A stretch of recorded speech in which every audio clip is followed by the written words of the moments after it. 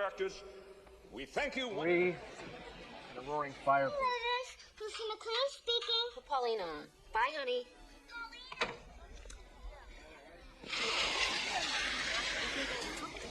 It's okay. It's my first time riding in one. So your lady live out here? She had to move here. Mind if we hear some tunes? In the parking garage and I'll wait. You score, you give me...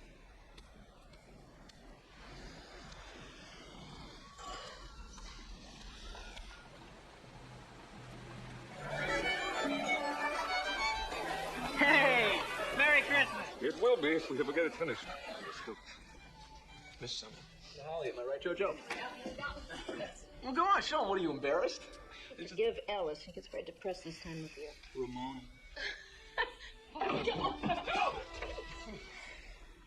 Just a Japanese company. Good job. Very mature. 2 points.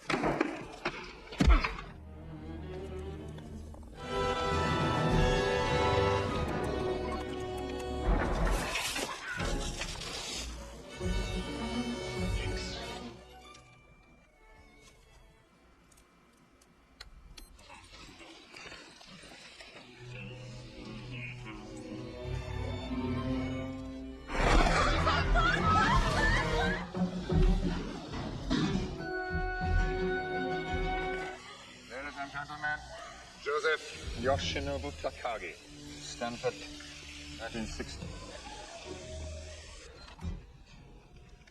I have to. Exactness, the attention to everything. Steady work must intrude, and man is our property. Sit down. Locked in your vault. Then there's no reason not to tell it to us. Along for my charming personality. Now go to the phone.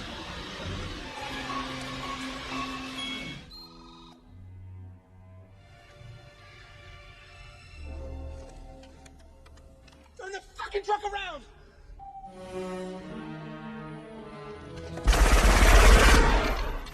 Why not? Because you're not.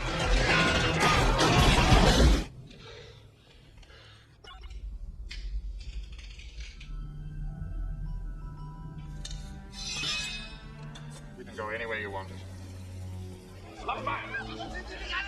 Das ist keiner Sektor.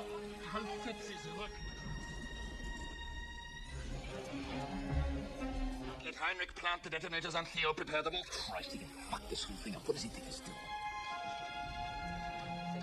I'll handle it. Fortifying their positions while you're jerking me off on a radio. See if there's a black alert.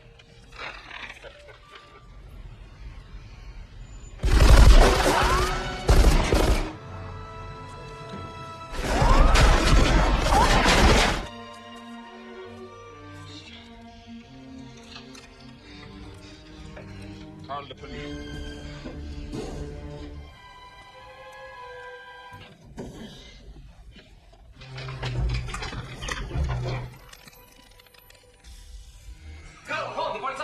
Mach los, go!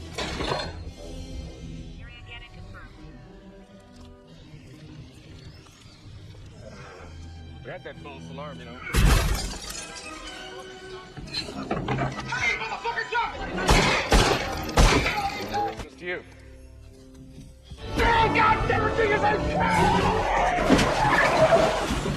Pass the tin of my car in the Swiss cheese! You relax. This is a matter of inconvenience. I wanted to give you a call.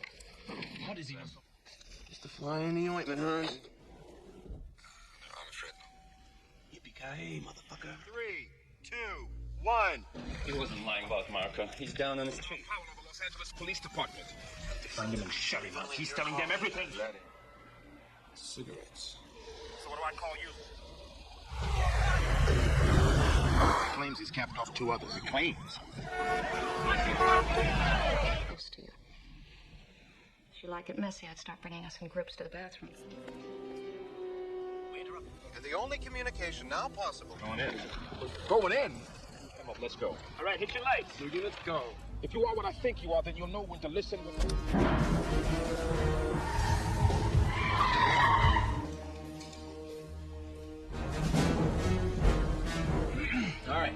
Listen up, guys.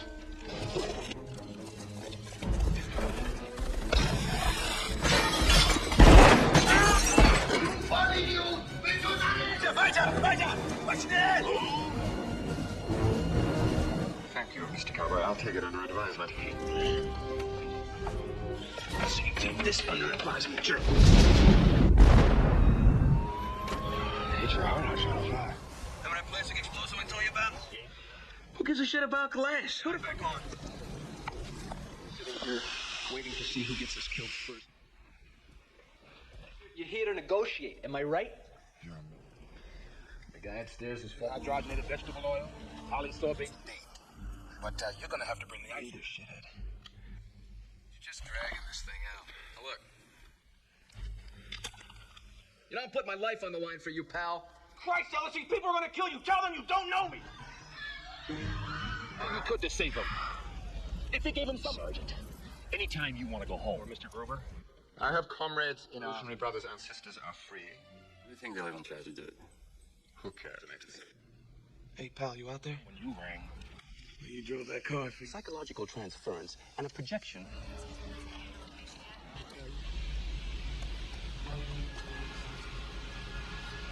Don't kill me, please. Oh, please. Don't kill me down. Why don't you come in? Commandeer your men will try and let you know. Yeah. Everybody to the Christmas party by mistake. Bill, give me my detonators. I already used all the explosives.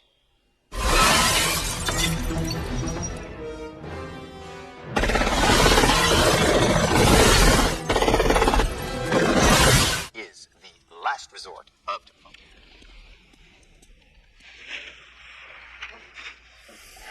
Junk up 2 more bad guys. Jocking his papers across a desk is a noble. That's real enough. The building's power.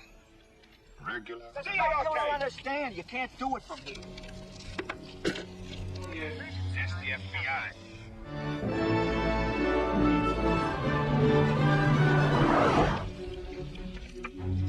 The roof, they spent a month sifting through the rubble, and by the time they... I want you to find my wife, don't you? Then when things start saying I love you 1,000 times. Man upstairs. All right, get back. No, What are you doing, Howard? Help! This is perfect. Okay. Time to gather your honors to make your queen. Expecting transports, not gunships. A policeman's wife might come in. Exceptional thief, Mrs. McClane. And since I'm moving... The vault! Where is the vault? The 30th! Promise, I will never even think.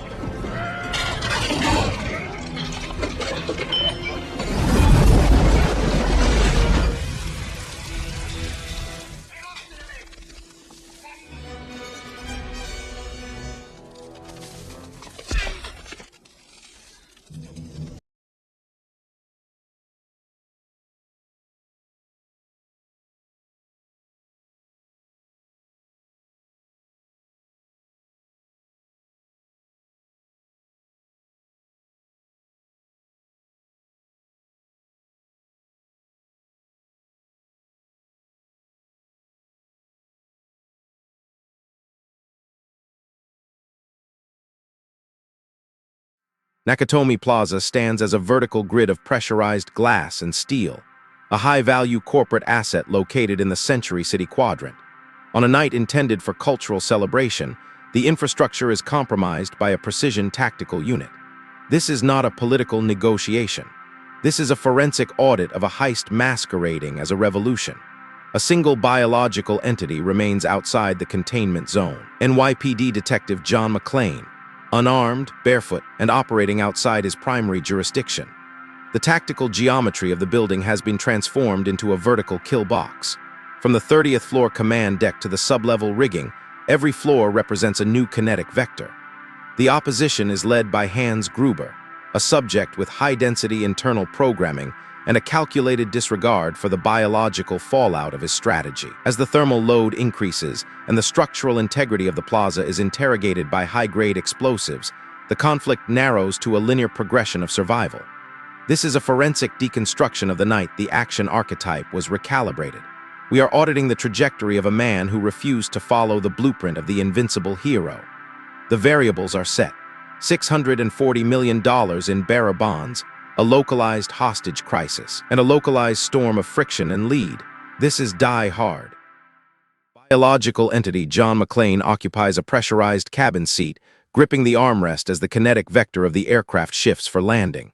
He utilizes a Beretta 92F concealed in a holster. The transport unit touches down at Los Angeles International. McClane exits the terminal, navigating the tectonic shift from New York's environment to the Pacific Coast's thermal load. He locates a black Lincoln town car. Limo driver Argyle initiates a verbal protocol, stowing McClane's luggage in the rear compartment. The vehicle maneuvers through the concrete geometry of the city, transitioning toward the Century City District. The Lincoln enters the subterranean parking structure of Nakatomi Plaza. McClane exits the vehicle, checking his watch. He enters the lobby, a high-density space of marble and glass. He approaches the security console. The guard interrogates the computerized registry. McClane types his name into the touchscreen interface, locating biological subject Holly Gennaro on the 30th floor. He enters the elevator unit. The lift accelerates vertically. On the 30th floor, the Christmas party is in a state of high-chromatic saturation. Subject Joseph Takagi greets McClane. They navigate the festive architecture to find Holly. McClane enters Holly's private office. They initiate a behavioral stimulus involving their fractured marriage. Holly utilizes a gifted Rolex watch as a marker of her corporate rank. McClane retreats to a private restroom to perform a therapeutic fist with your toes calibration on the carpet. In the sublevel parking zone, a large transport truck maneuvers into position. A tactical unit, led by subject Hans Gruber, exits the vehicle. They deploy a technician, Theo, to the security hub. Theo utilizes a silenced weapon to neutralize the lobby guards. The structural integrity of the building is now compromised. The tactical team initiates a blackout of the building's communication pipeline. They disable the elevator banks. Gruber and his biological units ascend to the 30th floor. They utilize automatic weapons to suppress the party attendees. The guests are rounded up into a central containment zone. McClane, still barefoot in the executive restroom, hears the auditory signature of gunfire. He observes the tactical breach through a door crack. He retreats to the stairwell as the terrorists sweep the floor. He begins a vertical ascent toward the maintenance levels. Gruber identifies Joseph Takagi. He moves the executive to an isolated boardroom. Gruber demands the computer access codes for the building's vault. Takagi refuses to cooperate, citing his internal programming and corporate loyalty. Gruber utilizes a P7 pistol to deliver a terminal ballistic load to Takagi's cranium. McClane observes this execution through a glass partition. The logic gate of the night has shifted from a robbery to a massacre. McClane retreats further into the infrastructure as the tactical units begin a floor-by-floor sweep for any remaining biological anomalies. McClane maneuvers through the 32nd floor construction zone. He utilizes a fire alarm pull station to trigger an external notification. The signal reaches the fire department, but Theo intercepts the data stream, canceling the alarm. The tactical units locate the source of the pull. Subject Tony is dispatched to investigate the construction floor. McClane hides in the dark shadows of the concrete framework. Tony utilizes an MP5 to sweep the area. McClane initiates a physical struggle, utilizing the weight of both biological forms to tumble down a stairwell. Tony's neck suffers a terminal structural failure. McClane audits Tony's equipment. He recovers an MP5, a radio, and a packet of cigarettes. He places Tony's biological form on an office chair and utilizes a red marker to write a psychological taunt on his shirt. He sends the chair down the elevator to the 30th floor. Gruber observes the message. The tactical unit's stress load increases. McClane ascends to the roof, attempting to utilize the radio to broadcast a distress signal. The LAPD dispatcher receives the signal but remains skeptical of the source. McClane provides his badge number and current coordinates. Gruber dispatches subjects Heinrich and Marco to the roof.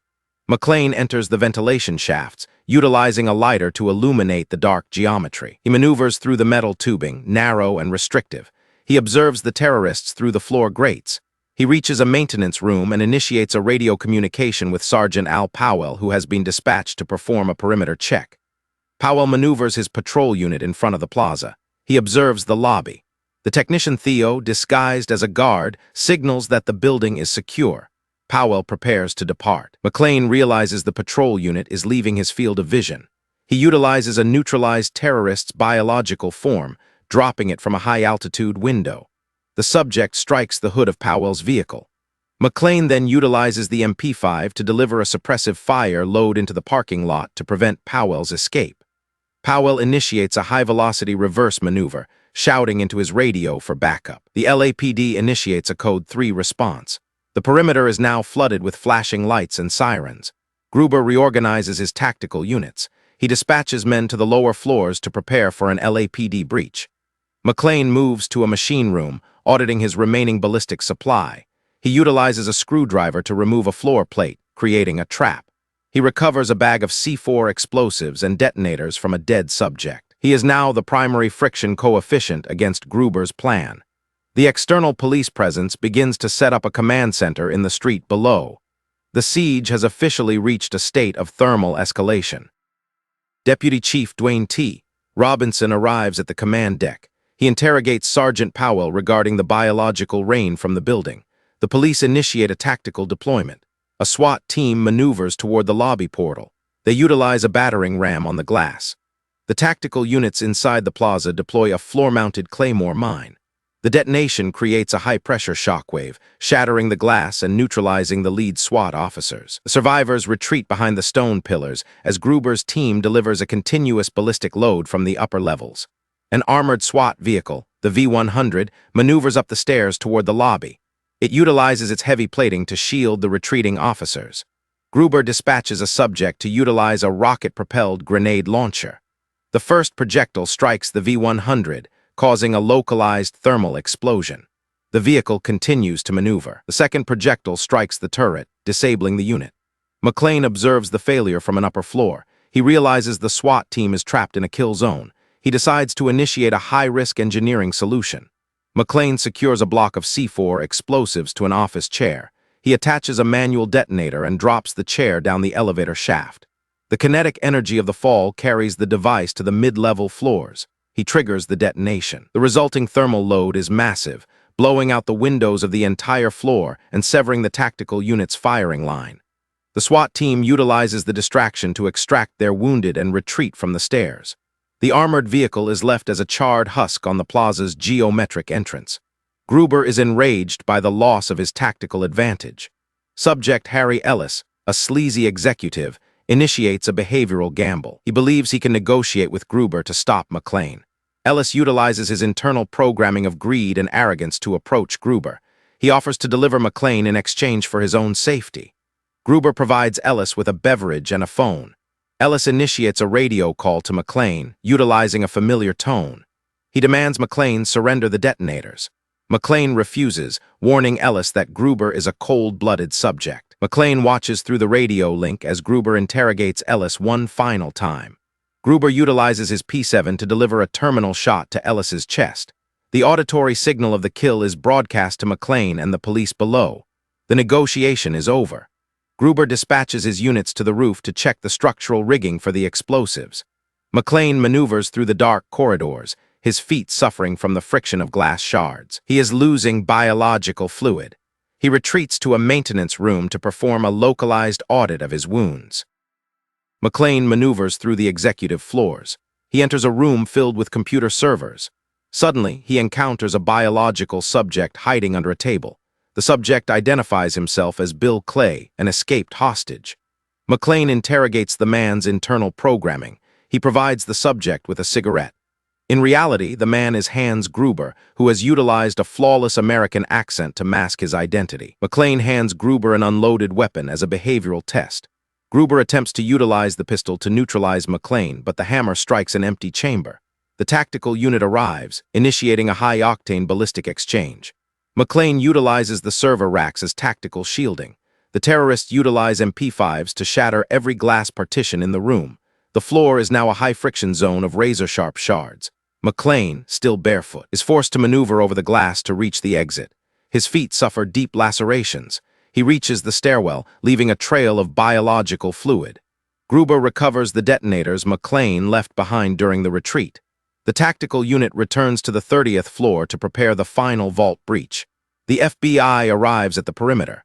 Agents Johnson and Johnson initiate a command takeover. They utilize a military-grade flight plan to deploy helicopter gunships. They order the local utility company to shut off the building's power grid. This is the precise behavioral stimulus Gruber anticipated.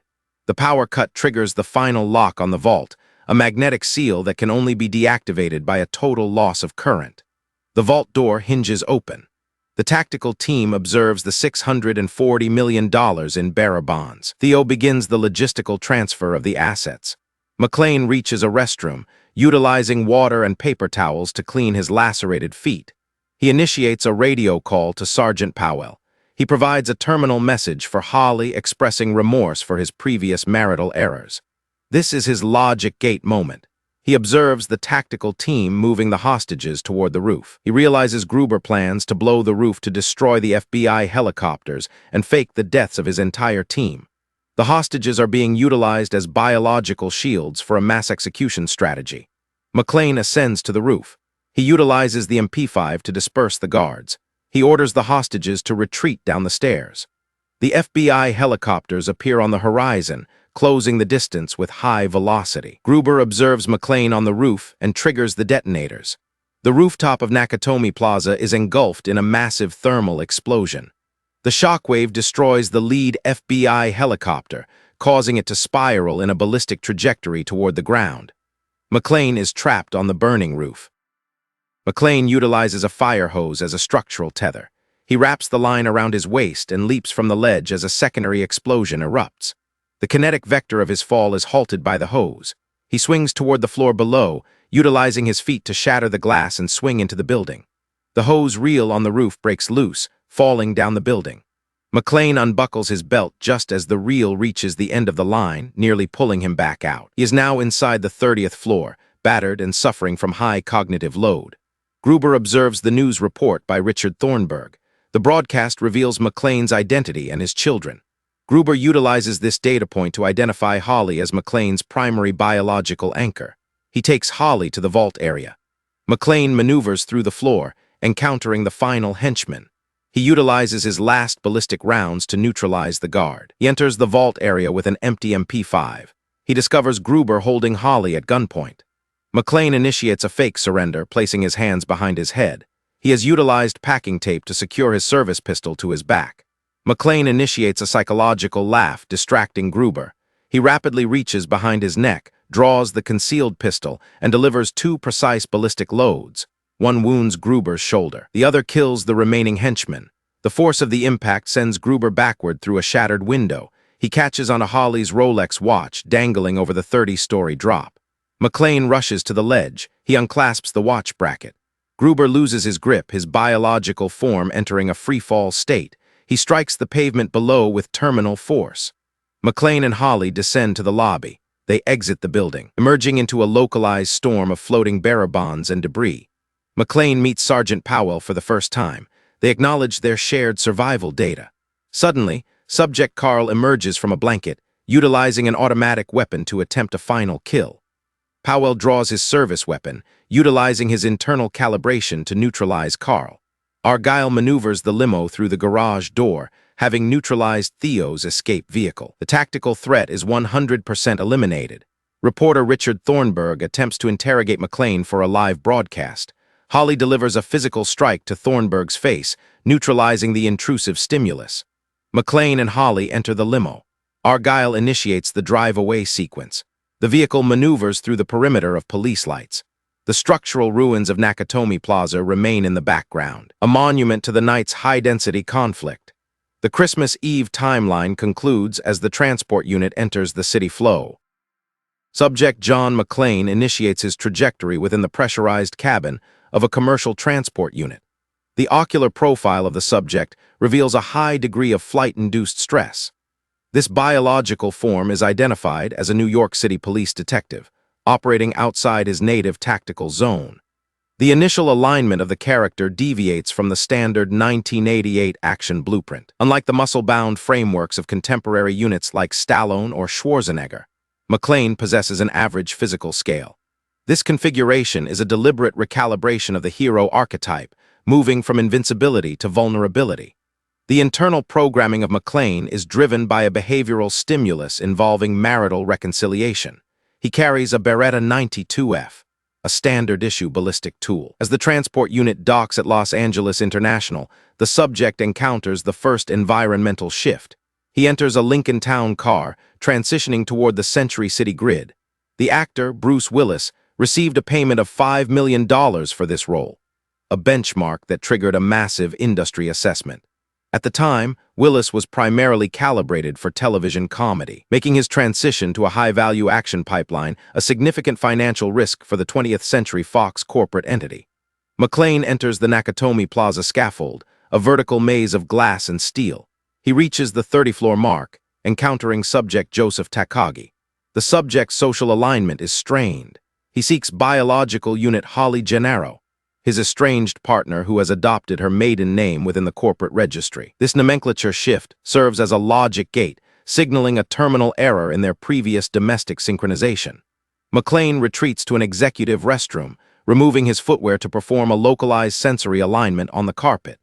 This specific action creates the primary biological hazard for the second act, as the subject remains barefoot during the system's seizure. The kinetic surge begins as a tactical unit compromises the building's infrastructure. McClane transitions into a guerrilla state, moving through the concrete geometry of the unfinished upper floors. His cognitive load increases as he observes the execution of Joseph Takagi through a glass partition. The subject lacks heavy hardware, possessing only his service pistol and his internal police training. He maneuvers through the ventilation pipeline, an architecture of restrictive metal. The camera utilizes an anamorphic lens axis to emphasize the claustrophobic parameters of this environment. McClane is not a titan. He is a biological form suffering from exhaustion and localized trauma. As the conflict progresses, the subject's ocular profile shifts toward a state of survival-driven focus. He encounters tactical unit Tony, resulting in a physical struggle that ends in Tony's structural failure. McClane audits the dead subject, acquiring an MP5 submachine gun and a radio. He utilizes these tools to interrogate the tactical team's communication frequency. His internal programming is recalibrated from a rescue mission to a forensic deconstruction of the enemy's strategy.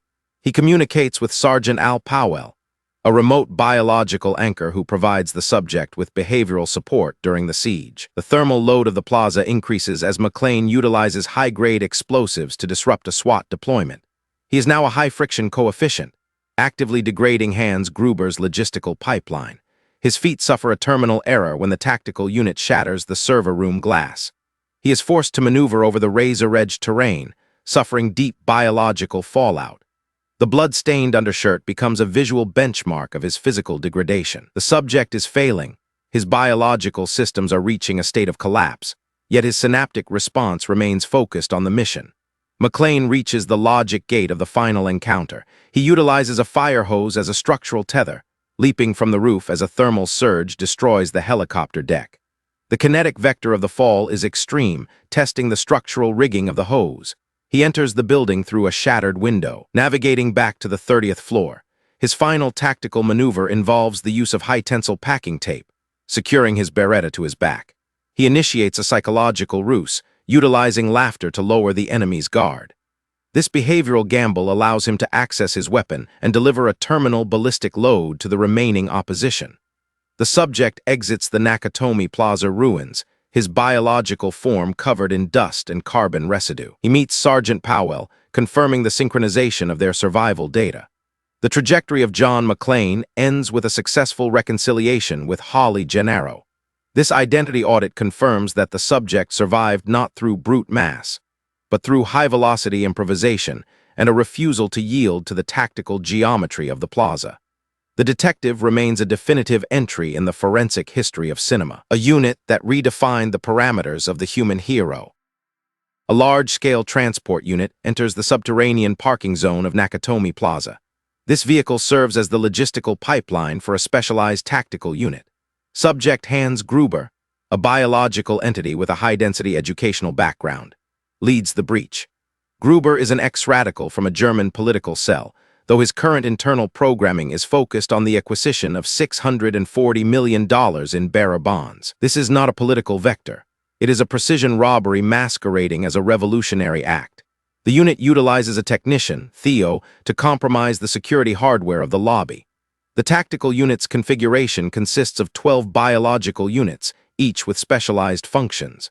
Subject Carl serves as the primary kinetic surge, a high-aggression entity with a background in specialized combat. The team utilizes Heckler and Koch MP5 submachine guns as their primary hardware, tools that provide high-density suppressive fire. They initiate a total communication blackout, severing the plaza from the external grid. This systematic seizure of the building's infrastructure is a masterclass in tactical architecture. Every entry point is rigged. Every elevator is calibrated for defensive lockdown. Hans Gruber occupies the command deck on the 30th floor. His ocular profile is clinical and detached. He interacts with Joseph Takagi, utilizing a sophisticated verbal protocol that masks his lethal intent. When Takagi refuses to provide the vault access codes, Gruber utilizes a P7 pistol to terminate the executive's life cycle. This act is not driven by rage, but by a logical assessment of the situation. Gruber understands that the biological fallout of his actions is a necessary byproduct of the heist. He is the intellectual antithesis to John McClane, a unit that values order, precision, and the Kelvin scale of high-class living. The tactical unit encounters a biological anomaly, an unlisted detective within the building. Gruber dispatches Tony to audit the upper floors. When Tony suffers a terminal structural failure, the unit's stress state begins to elevate. Carl, Tony's biological brother, enters a state of hychromatic rage, disrupting the clinical logic of the plan. Gruber attempts to maintain the pipeline, but McClane continues to interrogate their security parameters. The team's efficiency is degraded as McClane neutralizes Heinrich and Marco, recovering the bag of C4 explosives and the detonators. Gruber's strategy involves the use of the Los Angeles Police Department as a logistical tool. He anticipates the tactical deployment of a SWAT team. He dispatches a rocket-propelled grenade unit to neutralize the armored vehicle, maintaining the perimeter's integrity. When Subject Harry Ellis initiates a behavioral gamble, Gruber utilizes the executive as a psychological tool to force McClane's surrender. When the negotiation fails, Gruber terminates Ellis with cold-blooded efficiency. This biological unit does not experience remorse. He only processes data and results. A pivotal logic gate occurs on the roof. Gruber encounters McClane while performing a localized check of the structural rigging. He rapidly adjusts his internal programming, adopting a flawless American accent to present himself as biological unit Bill Clay. This optical deception demonstrates Gruber's high-level cognitive range. He nearly succeeds in neutralizing McClane, but is forced to retreat when the tactical unit arrives to extract him. He recovers the detonators, a critical piece of hardware required to finalize the mission. The tactical unit's terminal objective is the Nakatomi Vault, a high-density safe protected by 7 layers of physical and digital shielding. The final lock is a magnetic field that requires the total deactivation of the regional power grid. Gruber utilizes the FBI's standard intervention protocol to achieve this goal. When the grid is severed, the vault door hinges open, revealing the bearer bonds. The performance of the Symphony No. 9 provides the auditory signature for this success. The unit begins the logistical transfer of the assets to a localized transport truck. The terminal error occurs on the 30th floor. Gruber identifies Holly Gennaro as his final biological shield. He maneuvers to the vault area, holding Holly at gunpoint. McClane enters the space, initiating the final kinetic exchange. Gruber receives a ballistic load to his shoulder and is pushed through a shattered glass partition. He dangles over the 30-story drop, anchored only by Holly's watch. His ocular profile shows a final synaptic response of shock as McClane unclasps the bracket. Gruber's biological form enters a ballistic trajectory toward the pavement.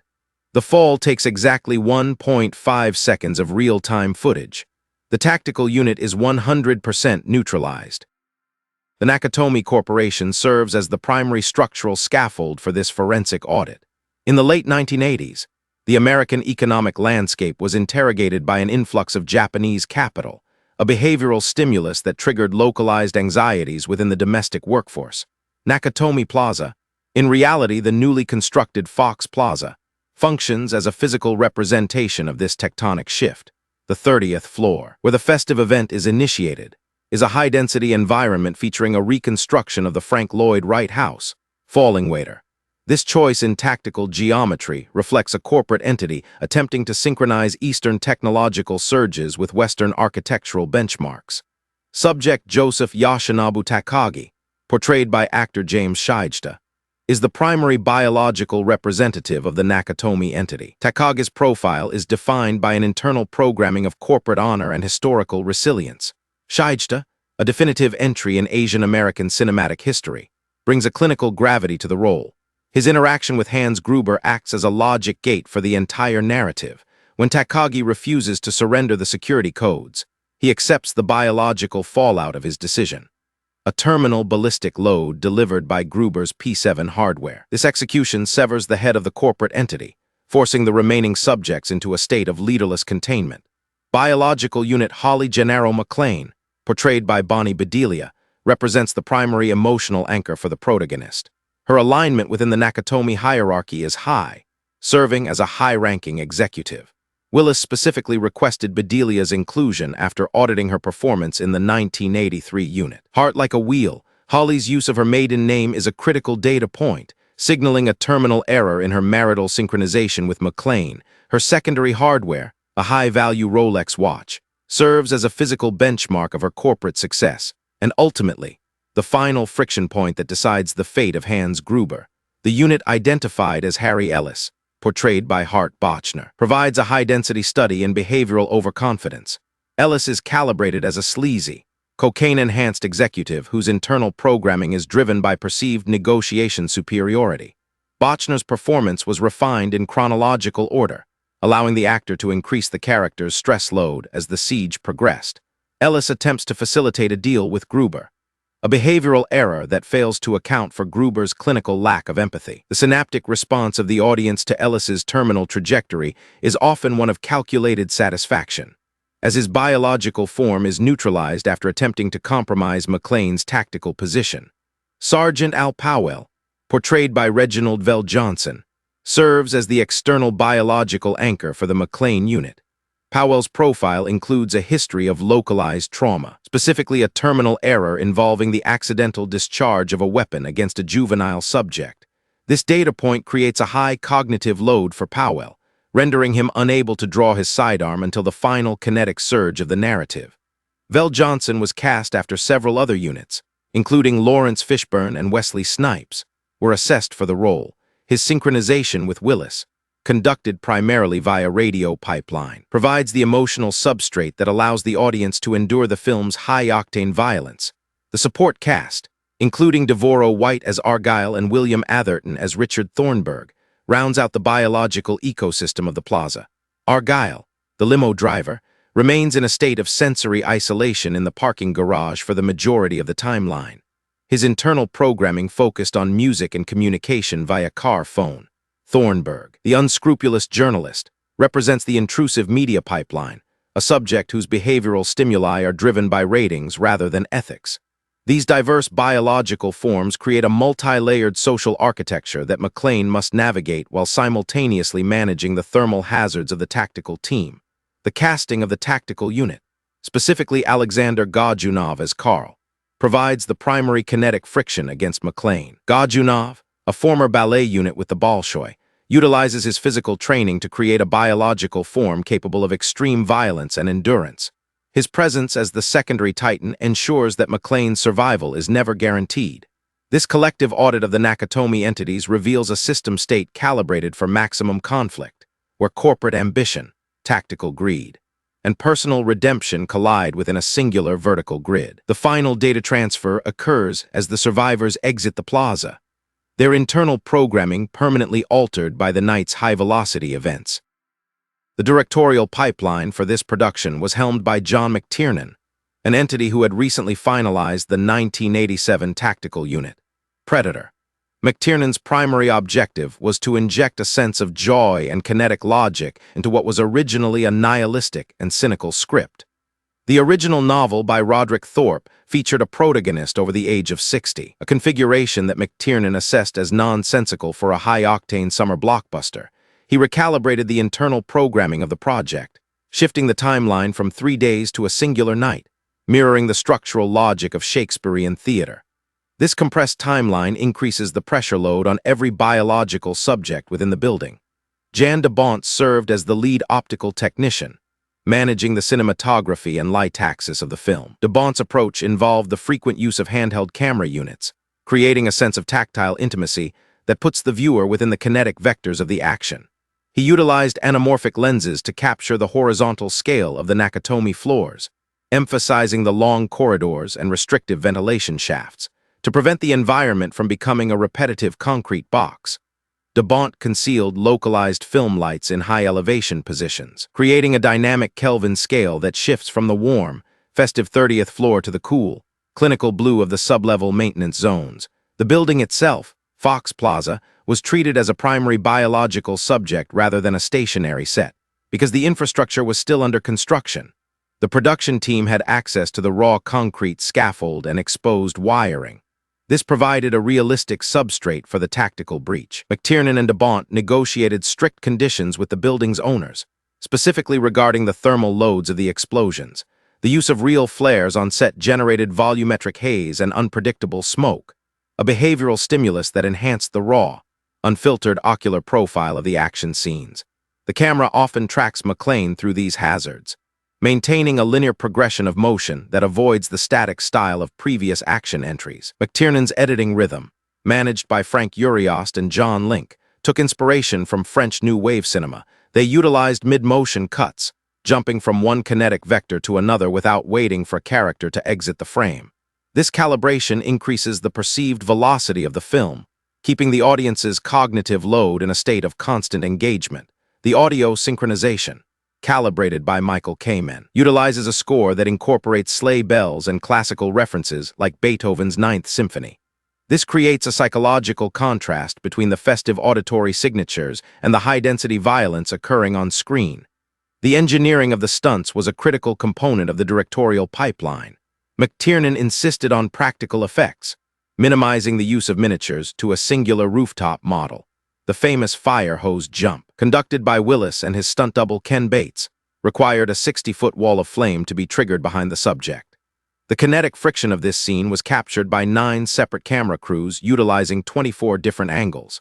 This multi-axis approach ensures that the visual data provided to the audience is 100% authentic, reinforcing the idea that McClane is a biological entity facing real gravitational and thermal hazards. A final logic gate in the directorial strategy was the humanization of the villain. McTiernan and screenwriter Steven D'Souza approached the story from Hans Gruber's perspective, treating the heist as the primary narrative drive. This shift ensures that the opposition is not a series of mindless biological units, but a coordinated tactical team with a clear logistical objective.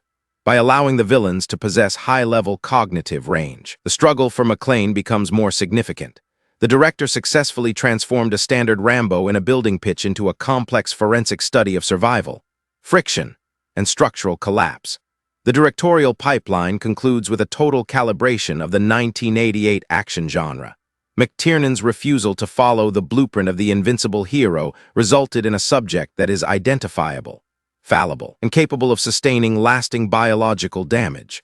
The visual language established by de Bont and McTiernan remains a benchmark for the action pipeline, a high-value production that utilized architectural logic and kinetic surcharges to redefine the cinematic landscape. The legacy of this directorial configuration is evident in every Die Hard on an imitator that followed in the subsequent decade. The financial benchmarks for the 1988 production of Die Hard provide a definitive entry in Hollywood's economic history.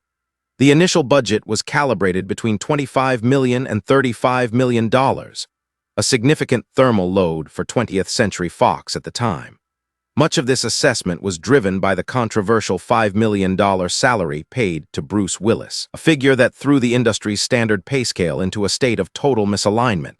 At the time, industry executives viewed this as a terminal error, given Willis's lack of a proven box office track record in the action genre. The marketing pipeline for the film underwent a tactical retreat in the weeks leading up to the release, because research indicated a negative synaptic response to Willis's image in the trailers. The first wave of posters omitted his ocular profile entirely. The marketing strategy was recalibrated to focus on Nakatomi Plaza, treating the building as the primary subject. The newspaper advertisements in mid-July featured the building as the dominant visual entity, with Willis's name positioned in the smallest possible typography.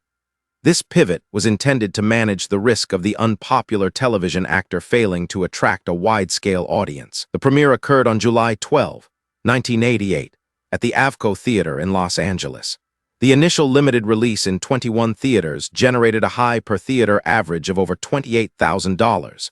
This successful debut triggered a high-velocity expansion to over 1,200 theaters the following week.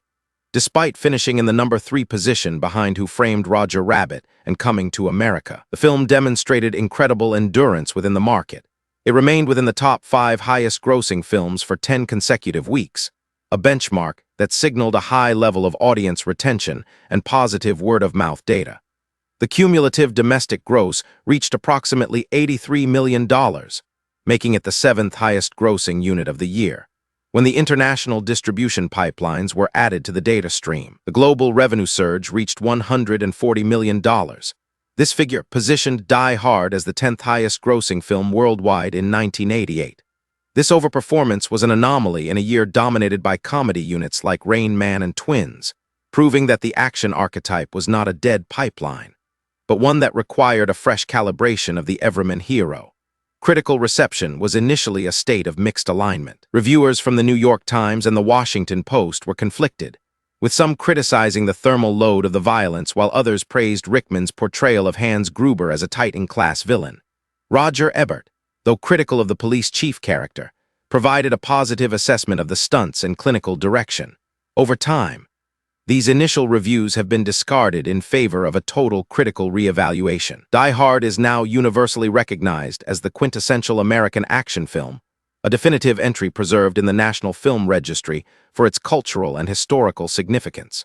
The post-release trajectory included a massive surge in the home video and rental markets.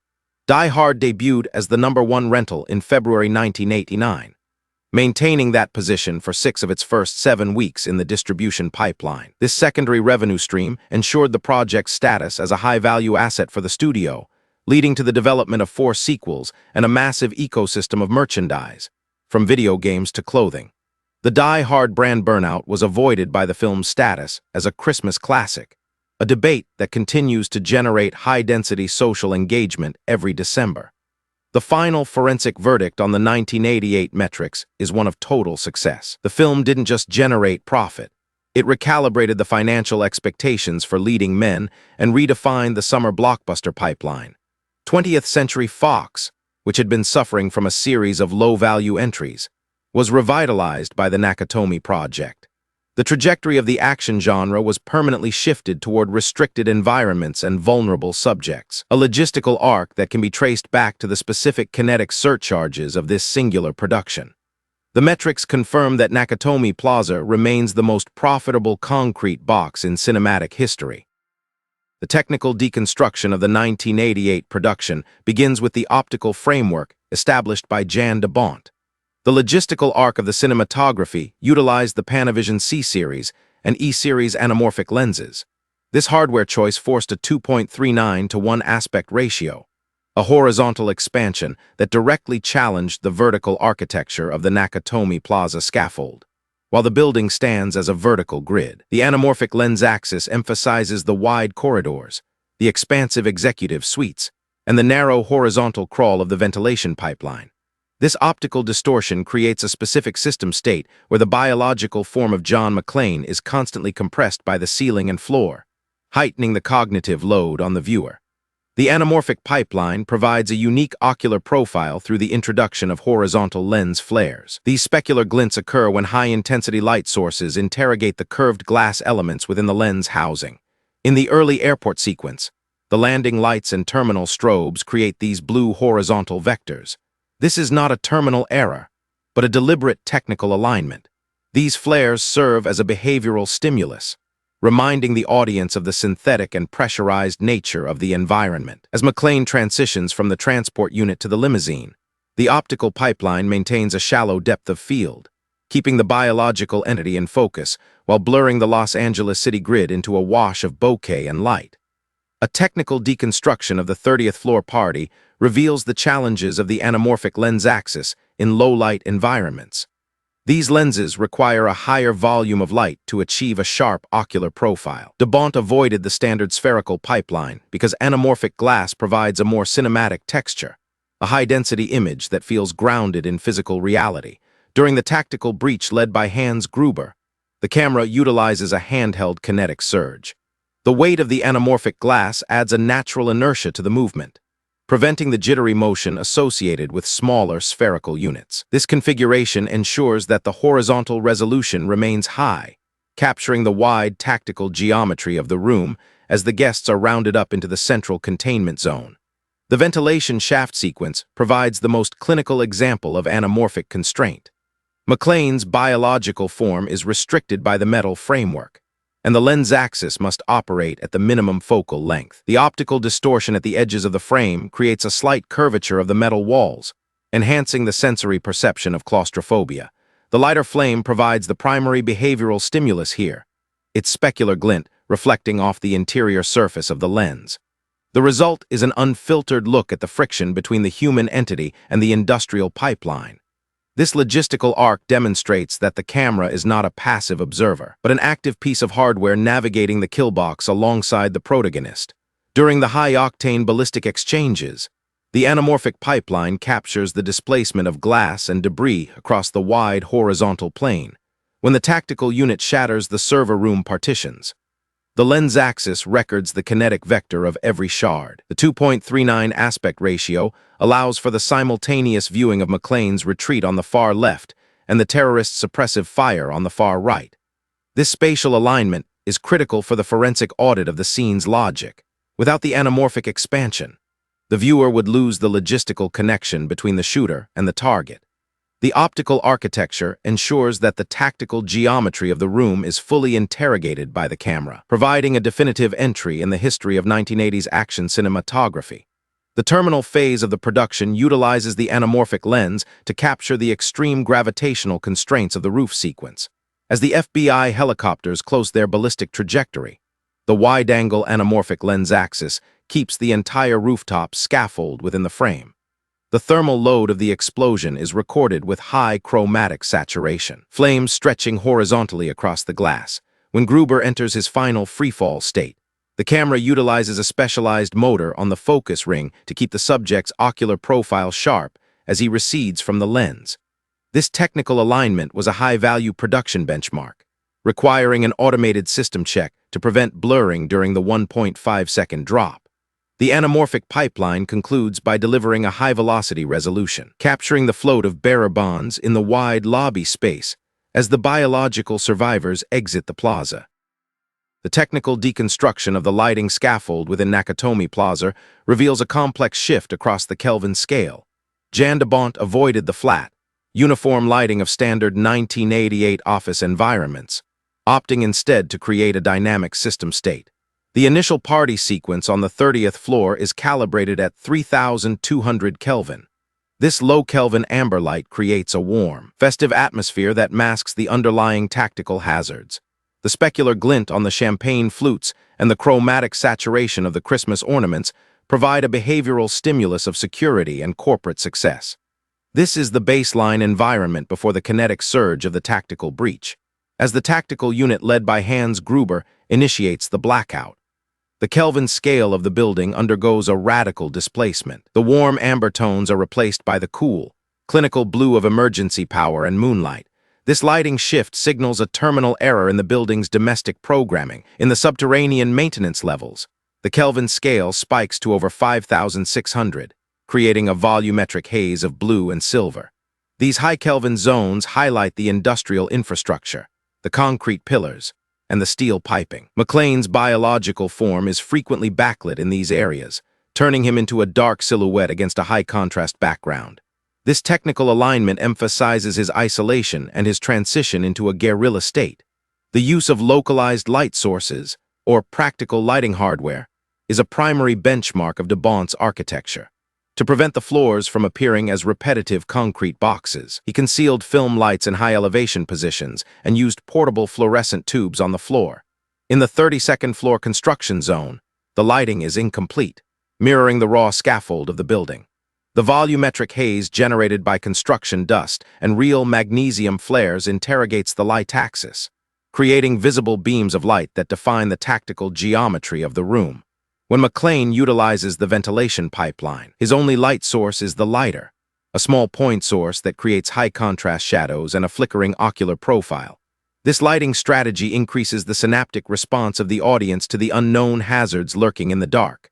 Thermal loads also play a critical role in the lighting audit. The explosions, gunfire, and burning wreckage provide sudden surges of high-intensity light that recalibrate the sensor's exposure. During the fire hose jump, the 60-foot wall of flame delivers a massive thermal load, shifting the environment toward a blinding orange and white spectrum. This light axis is unfiltered and raw, reflecting the real-world science of the combustion occurring on set.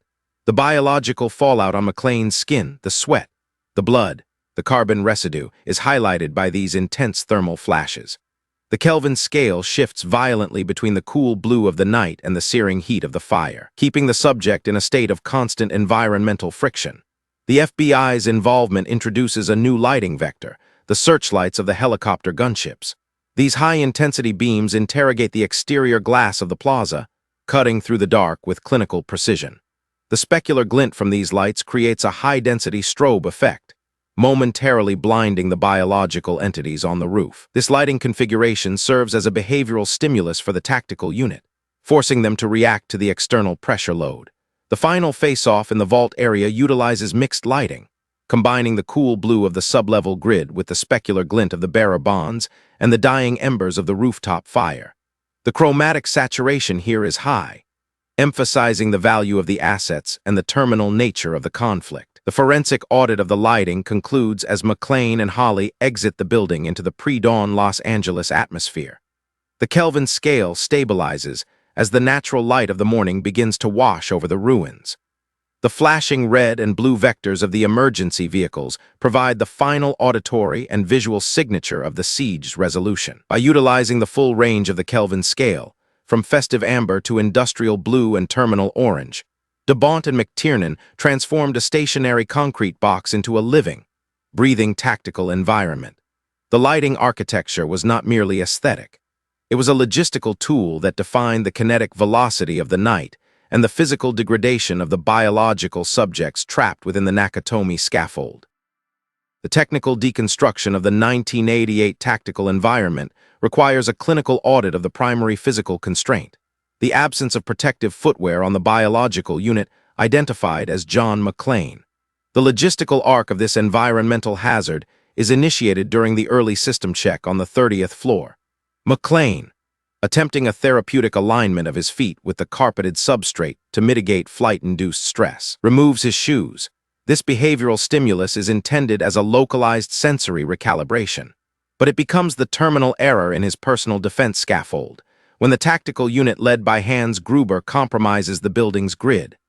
McClane is forced into a state of total environmental exposure, navigating a vertical kill box without the basic shielding of leather and rubber. The structural integrity of the plaza is first interrogated during the system seizure. As McClane maneuvers through the upper-level concrete geometry, his biological systems are already operating under a high cognitive load. The internal programming of the subject must account for the high friction coefficient of raw concrete, steel grating, and industrial debris. The camera utilizes an anamorphic lens axis to track the subject's feet, establishing a visual benchmark of his vulnerability. This is a radical departure from the standard 1980s action pipeline, where biological units typically possess infinite durability. Here, the lack of hardware on the subject's feet serves as a continuous data point for his physical degradation. The most extreme technical challenge for the biological entity occurs within the 30-floor computer server room. The tactical geometry of this space is defined by high-density glass partitions, an architecture designed for corporate transparency but transformed into a field of lethal shards. During the high-octane exchange with the tactical team, The MP5 ballistic units are utilized to systematically shatter the glass framework. This results in a massive displacement of material, covering the floor with thousands of razor-edged fragments. For the production pipeline, the team utilized a specialized supply of sugar glass and silicon-based shards, while these materials are calibrated for the safety of the actors. The kinetic friction and the risk of real structural damage to the biological form remain high. A clinical assessment of the Bill Clay sequence reveals the psychological and physical pressure load of this glass hazard. Hans Gruber, utilizing an American ocular profile to mask his identity, watches as McClane offers him a cigarette. The floor between the two entities is a high-friction zone of debris. When the tactical units arrive and initiate suppressive fire, McClane is forced to prioritize velocity over survival logic. He must maneuver his unprotected feet directly over the shattered partitions to reach the exit. The pressure load on the soles of his feet, calculated by his total biological mass plus the kinetic energy of his stride, exceeds the tensile strength of the human dermal layer. Each step triggers a terminal failure of the skin's integrity. The resulting biological fallout is recorded with high chromatic saturation. As McClane retreats toward the stairwell, the specular glint of the glass is replaced by the dark red signature of localized trauma. The subject is losing biological fluid at a rate that increases his cognitive load and degrades his synaptic response. This is not a simulation of pain, but a forensic study of how environmental friction can neutralize a subject more effectively than ballistic loads. The tactical unit audits this trail, utilizing the bloodstains on the floor as a logistical map to track McClane's trajectory. The subject's velocity is now permanently compromised, forcing he to adopt a slower, more cautious gait that delays his movement to the roof. McClane reaches a restroom to perform a localized system check, a scene that serves as a clinical ritual of pain management. The Kelvin scale of the room is high, utilizing cool fluorescent tubes to highlight the damage. He utilizes water and paper to irrigate the wounds, removing the embedded silicon fragments. This forensic ritual allows the audience to witness the unfiltered reality of the biological fallout. The subject's ocular profile in this scene reveals a state of near collapse, his cognitive systems struggling to process the nociceptive stimulus. He initiates a radio link with Sergeant Al Powell, providing a terminal data transfer that acknowledges his previous domestic errors. This is the moment where the subject's internal programming is fully recalibrated by the night's high-density friction. The engineering of this sequence required precise alignment between the stunt team and the cinematography. To capture the kinetic vector of the feet on the glass, the camera was positioned at a low lens axis, using a wide-angle focal length to emphasize the scale of the hazard. Every movement of the subject was monitored by a specialized safety scaffold, ensuring that the real biological units on set were not subjected to terminal injuries. The Die Hard production benchmarked this sequence as the definitive entry in the realistic action genre. It proved that the most significant threat to a hero isn't always a ballistic projectile, but the basic physics of gravity, friction, and structural collapse within a confined environment. As the terminal phase of the siege initiates, the subject's feet remain his primary vulnerability. During the fire hose jump, McClane must utilize his injured biological systems to kick through a glass window to re-enter the plaza. The kinetic energy of his swinging form must overcome the resistance of the glass without further degrading his feet. He succeeds by utilizing his horizontal inertia, but the landing back inside the building triggers a final surge of physical trauma. The subject is now operating at less than 50% efficiency, his biological system state held together only by adrenaline and the mission's propulsive force. The forensic audit of the glass sequence confirms that Nakatomi Plaza was not just a setting, but an active mechanical force that utilized friction to interrogate the limits of the human entity. The trajectory of the glass hazard concludes as McClane and Holly exit the ruins. He is supported by Holly, his biological form leaning on her as they navigate the debris in the lobby. The final data point is the sight of the barefoot detective standing on the asphalt, his feet bandaged and battered. This visual benchmark serves as the definitive proof of his survival against overwhelming gravitational and kinetic odds. The 1988 production successfully recalibrated the action archetype by proving that a hero's most important hardware isn't the weapon he carries, but the internal resilience of his biological system when subjected to extreme environmental stress. The forensic verdict is clear.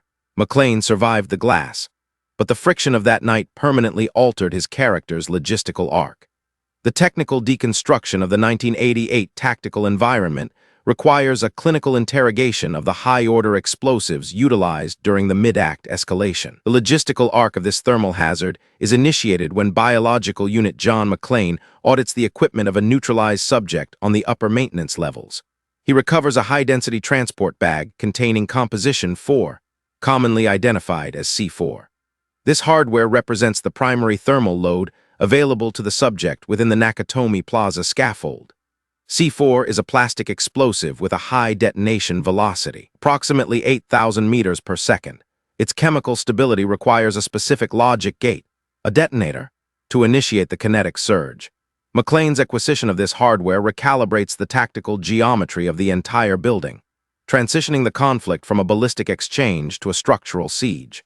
The external biological units at the police command deck initiate a behavioral stimulus that necessitates McClane's use of the explosives. Deputy Chief Robinson orders a tactical breach of the lobby portals. A SWAT unit maneuvers toward the glass architecture, utilizing a manual battering ram to interrogate the structural integrity of the entrance.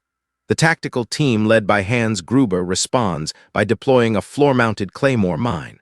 The resulting pressure wave and steel pellets neutralize the lead SWAT units, creating a field of biological fallout on the plaza steps. An armored V-100 transport unit, a heavy-plated biological shield, attempts to ascend the stairs to extract the wounded.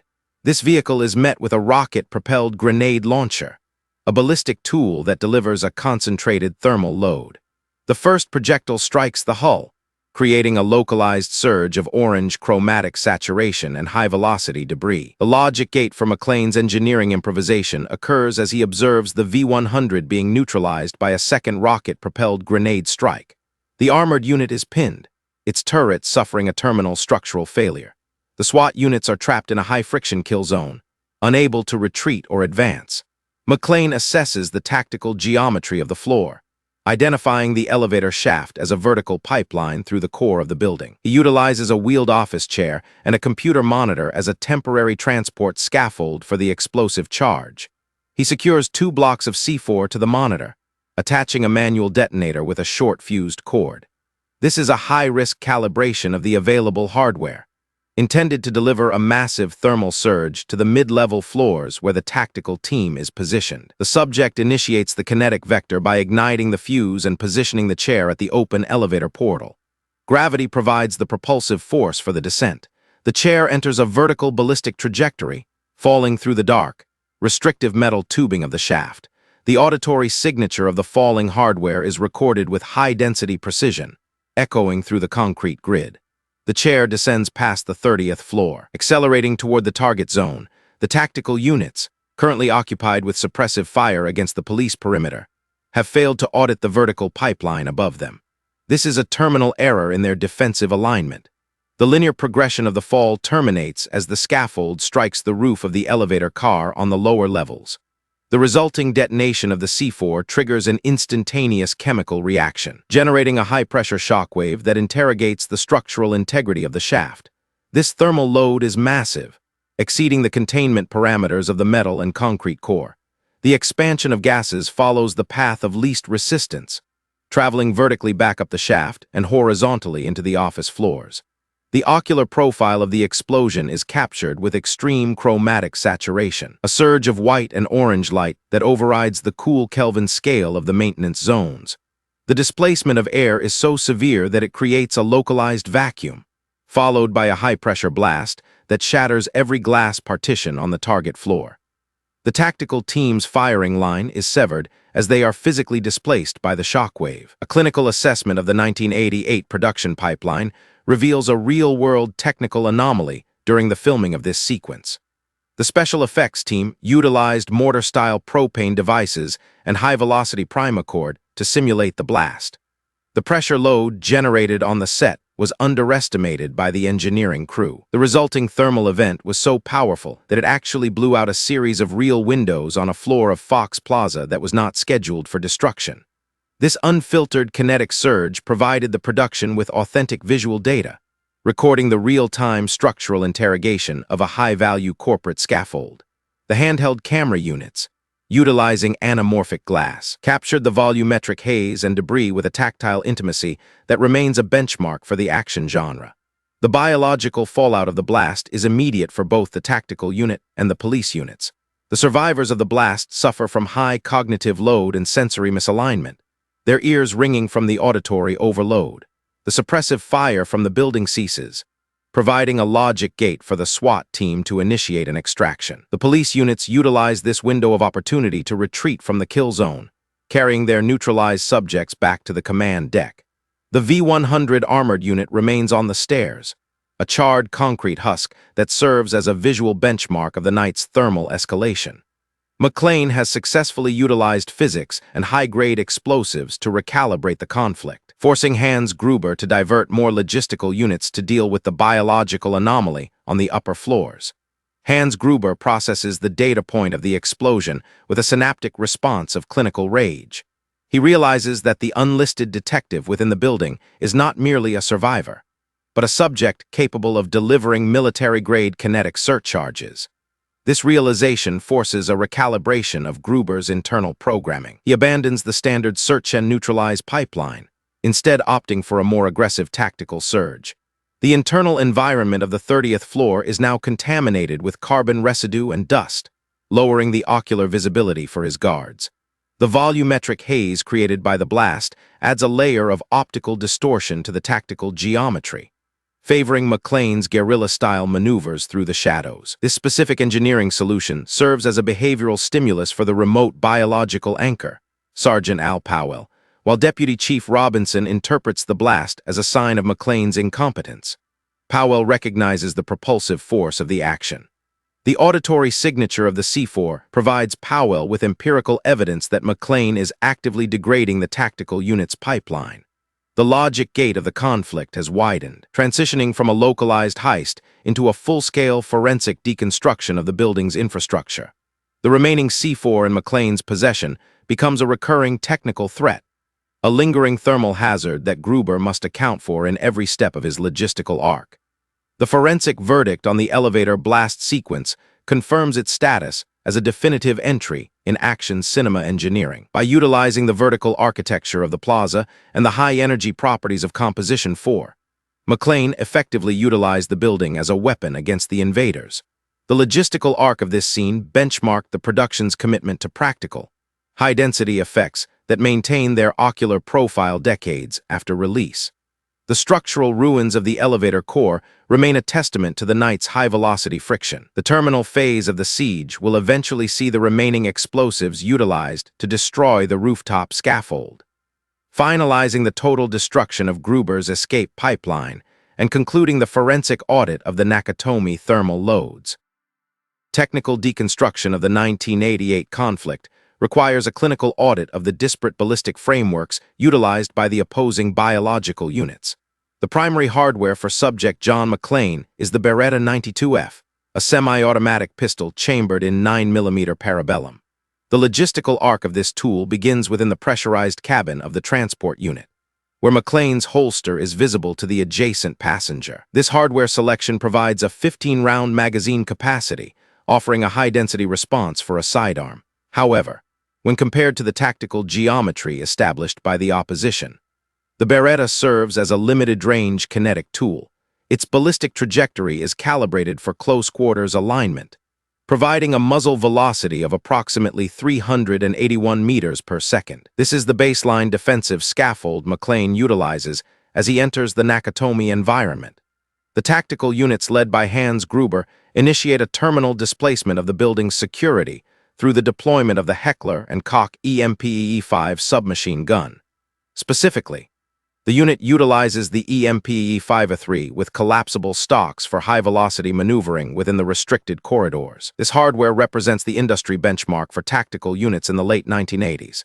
The EMPE-5 is also chambered in 9mm, creating a logistical synchronization between the ammunition of the hero and the villains. The primary advantage of the EMPE-5 pipeline is its rate of fire, delivering 800 ballistic loads per minute. This allows the tactical team to establish suppressive fire zones, saturating the environment with lead to restrict McClane's kinetic vectors. The ocular profile of these weapons is clinical and efficient, highlighting the professionalism of the invaders. A clinical assessment of the first ballistic exchange occurs during the encounter with subject Tony on the 32nd floor. McClane, operating with a high cognitive load, must overcome the superior rate of fire provided by Tony's EMPE-5. The struggle terminates in Tony's structural failure, allowing McClane to audit the equipment and acquire his own EMPE-5. This acquisition is a critical data point in the logistical arc, as it provides McClane with a high-density suppressive tool to counter the tactical unit's surges. He acquires the weapon, 3 magazines, and a radio, recalibrating his tactical status from an isolated biological anomaly to a legitimate combatant. The camera utilizes a close-up lens axis to highlight the functional details of the weapon, emphasizing the switch from the semi-automatic Beretta logic to the automatic suppression logic. The ballistic load of the 9mm round is interrogated further during the police perimeter setup. Sergeant Al Powell utilizes a Smith & Wesson Model 15, a 6-shot revolver. This hardware is antiquated when compared to the high-capacity pipelines inside the building. The lack of modern ballistic hardware on the external police units creates a logic gate where McClane remains the only entity capable of providing an effective kinetic response. When the tactical team delivers suppressive fire from the upper floors onto Powell's vehicle, the ballistic trajectory of the rounds demonstrates a high friction coefficient against the metal hull. The displacement of glass and chrome as the bullets strike the patrol unit provides the auditory and visual stimulus required to alert the entire LAPD command deck to the severity of the siege, moving from the exterior to the high-density interior. The server room sequence represents the ultimate interrogation of ballistic velocity.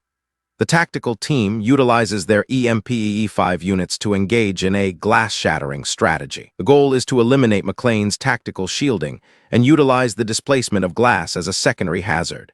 The 9mm rounds strike the glass partitions, which have a high Kelvin cool profile, shattering them into thousands of fragments. The kinetic energy of each round is transferred into the glass, creating a volumetric haze of dust and silicon. This ballistic strategy forces McClane into a state of total environmental exposure, his biological form suffering from the friction of the very floor he must navigate. The ocular profile of this scene records the high-velocity impact of hundreds of rounds in a singular linear progression, showcasing the raw power of the tactical unit's synchronized fire. The subject identified as Hans Gruber utilizes a secondary hardware profile, the Heckler & Koch P7EM13. This pistol is characterized by its squeeze-cocking mechanism, a unique functional alignment that ensures the weapon is only active when gripped by a biological unit. Gruber utilizes this tool to deliver the terminal ballistic load to Joseph Takagi and later, Harry Ellis. The P7 provides a clinical and sophisticated auditory signature, mirroring Gruber's internal programming of precision and control. The ballistic trajectory of these shots is short and terminal, delivered at point-blank range to execute corporate entities who fail to comply with the logistical requirements of the heist. This weapon serves as the physical benchmark of Gruber's authority, a tool of executive termination within the vertical scaffold of the plaza.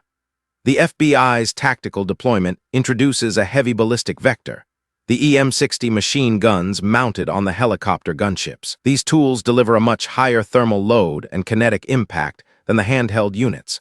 The trajectory of these rounds is intended to perform a surgical strike on the tactical unit on the roof, but the environmental hazards and Gruber's use of the hostages as biological shields create a state of high-density risk. The ballistic load of the EM-60 interrogates the structural rigging of the roof, adding to the chaos of the thermal surge from the detonated C4. The failure of the FBI's ballistic pipeline highlights the terminal error of over-relying on heavy hardware in a complex, multi-layered tactical environment. The final kinetic resolution occurs on the 30th floor, focusing on a terminal logic gate involving 2 hidden ballistic rounds. McClane, appearing to be neutralized and exhausted, utilizes high-tensile packing tape to secure his original Beretta 92F to his back. This is an engineering solution to a tactical stalemate. He possesses only 2 rounds of 9mm ammunition.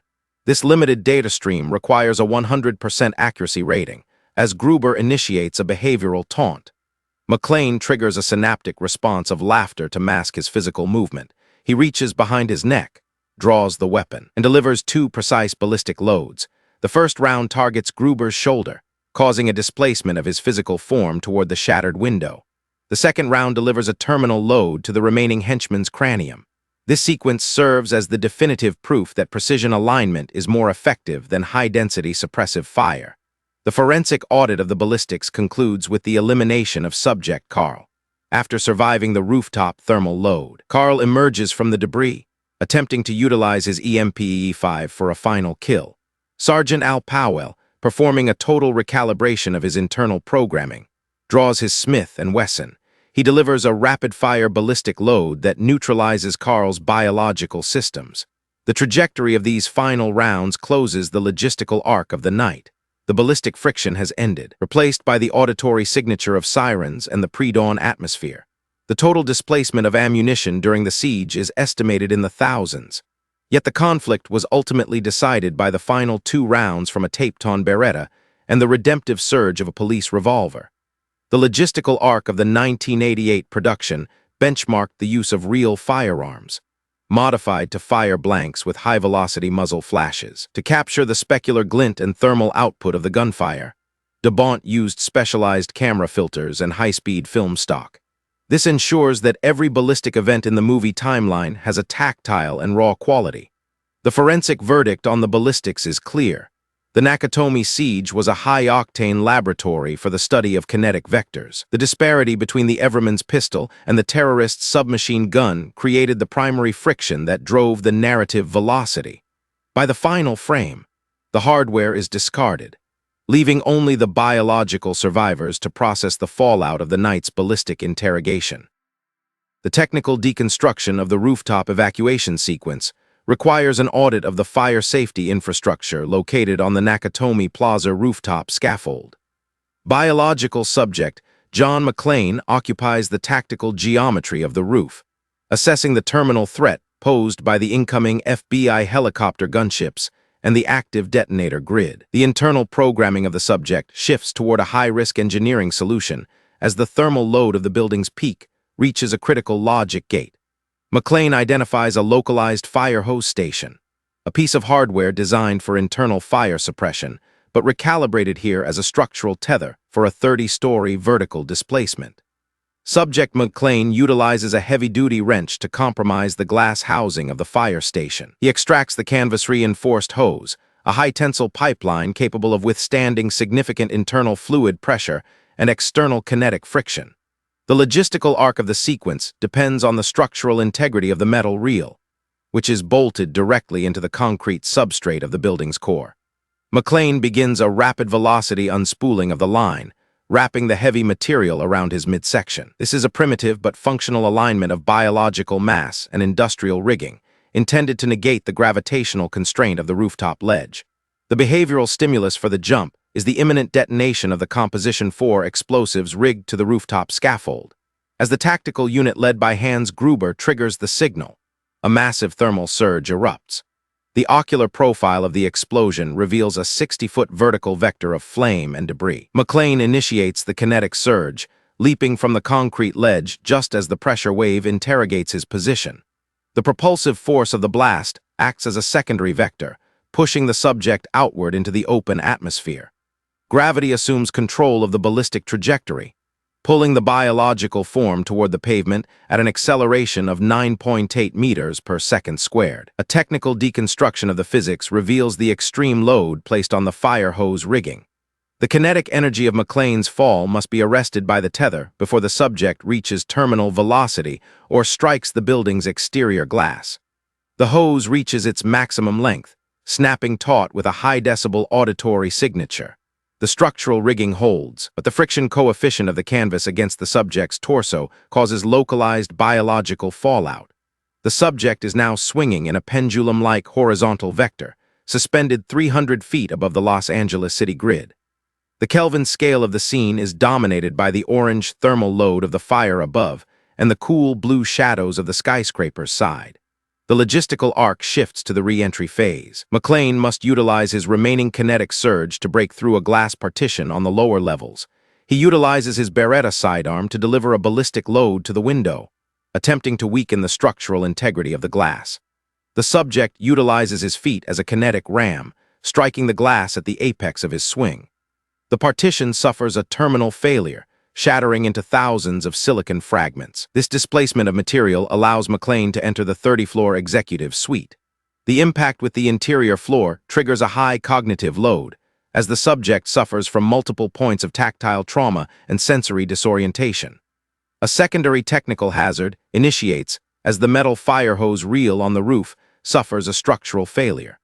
The weight of the falling subject and the heat of the thermal surge have compromised the bolts in the concrete substrate. The heavy metal reel detaches, entering a vertical freefall state. This hardware now acts as a high-mass projectile, following the pipeline of the hose directly toward McClane's position. The biological entity must rapidly unbuckle the tether to avoid being pulled back out the window by the reel's terminal velocity. McClane executes the release protocol just as the reel reaches the end of its line, the heavy object plunging past the window and into the dark void below. The forensic audit of the stunt engineering reveals that the real-world biological subject, stuntman Ken Bates, performed a 30-foot vertical drop onto an airbag to capture the initial leap. For the wider ocular profile, the production utilized a miniature model of the Nakatomi rooftop, combined with high-velocity pyrotechnics. The fire hose jump remains a definitive entry in the history of practical rigging because it prioritizes the physics of weight, friction, and structural collapse over digital simulation.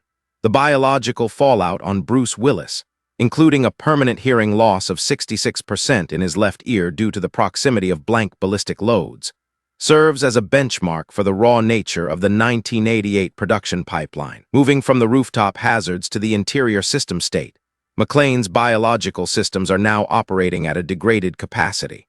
The cognitive load of the fall and the thermal surge has pushed his synaptic response to the limit. The tactical geometry of the 30th floor is now his primary containment zone. He maneuvers through the debris, his internal programming focused on the final objective, the neutralization of Hans Gruber. The fire hose remains a discarded piece of hardware, dangling from the building's side as a physical marker of the night's high-velocity friction. This sequence benchmarked the action pipeline, proving that the structural rigging of a set can be as propulsive to the narrative as the characters themselves. The forensic verdict on the rooftop jump confirms the sequence as a high-density study in gravitational and thermal constraints. By utilizing a common piece of fire safety hardware as a life-saving tether, the narrative logic reinforced McClane's status as a biological form capable of extreme improvisation. The displacement of the subject from the roof to the interior floors recalibrated the conflict for its terminal phase. The structural ruins of the fire station and the shattered window are empirical evidence of the night's kinetic surge. The logistical arc of the fire hose sequence is 100% finalized as the subject regains his footing and prepares for the final ballistic exchange in the Nakatomi vault. As the smoke from the thermal load begins to dissipate, the audit of the rooftop rigging concludes. The tactical unit's strategy of mass execution via explosion was negated by a singular biological entity utilizing the building's own infrastructure against the plan. The kinetic vectors established during the jump provide the necessary velocity to propel the story toward its resolution. This forensic deconstruction of the rigging highlights the seamless alignment between stunt engineering and directorial logic. The 1988 production remains a Titan-class asset in the action genre, due in large part to the clinical execution of the Nakatomi rooftop leap. The final data point in the rigging audit involves the physical state of the fire hose itself. The material suffered significant thermal degradation and kinetic abrasion during the 180-second sequence. The ocular profile of the frayed canvas provides a visual shorthand for the stress load endured by the protagonist.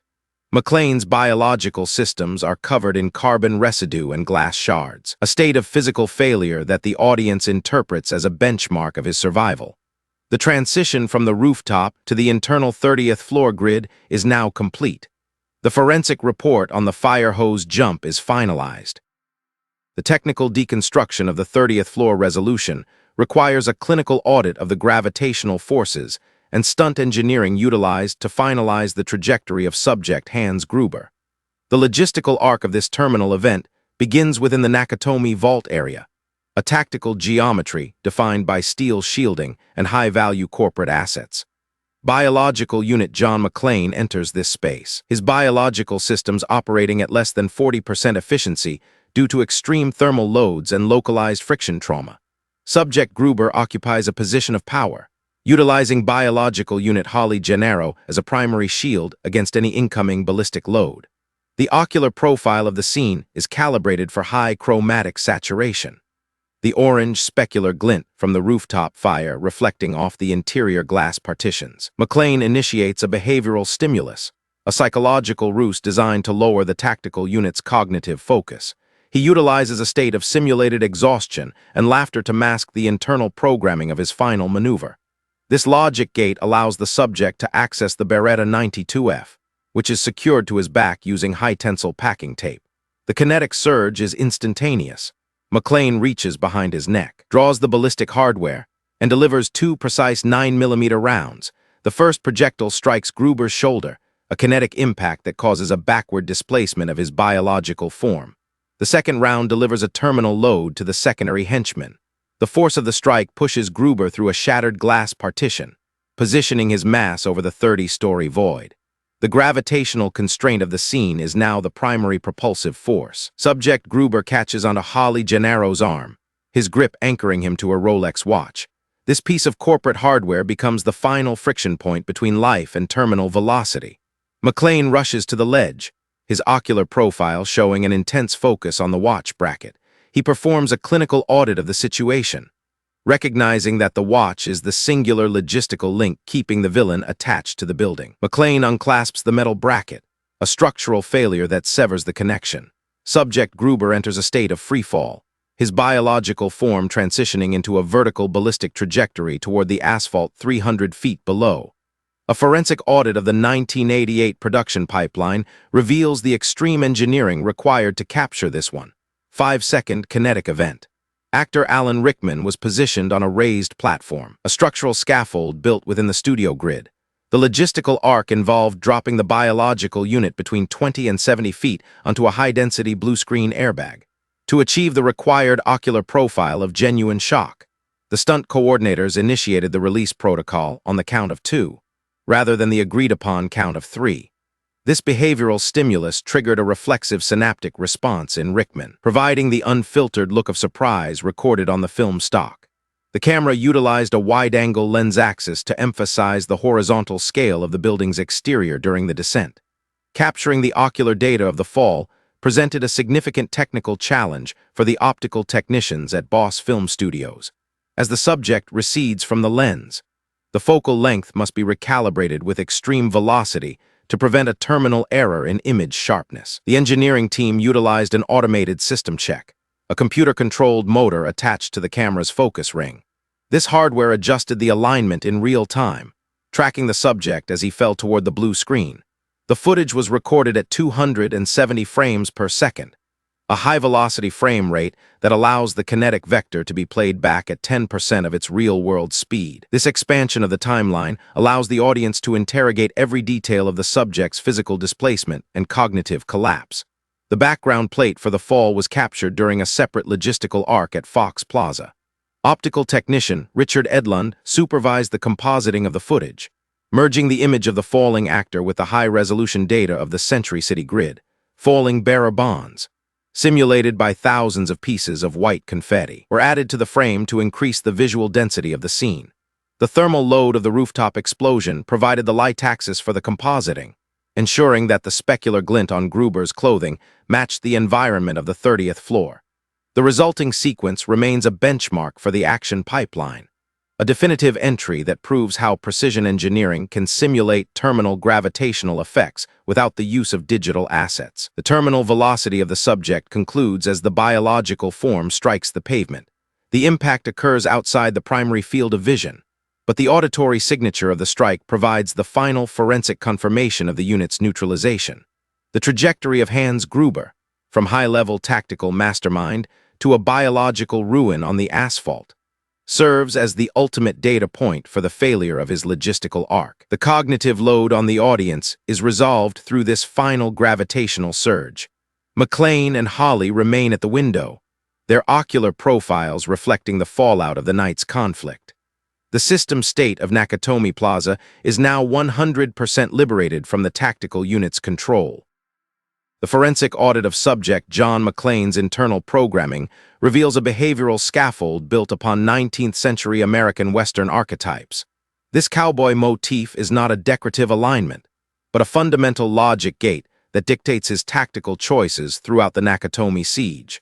From the initial trajectory within the transport unit, McClane is calibrated as a reluctant hero, a subject who operates outside the standard bureaucratic pipeline of the police entity. His cognitive load is driven by a singular objective, the reconciliation with biological unit Holly Gennaro. This drive mirrors the classic Western narrative of a lone entity entering a hostile frontier to protect his primary biological anchor. The first linguistic trigger for this motif occurs during a radio communication between McClane and Hans Gruber.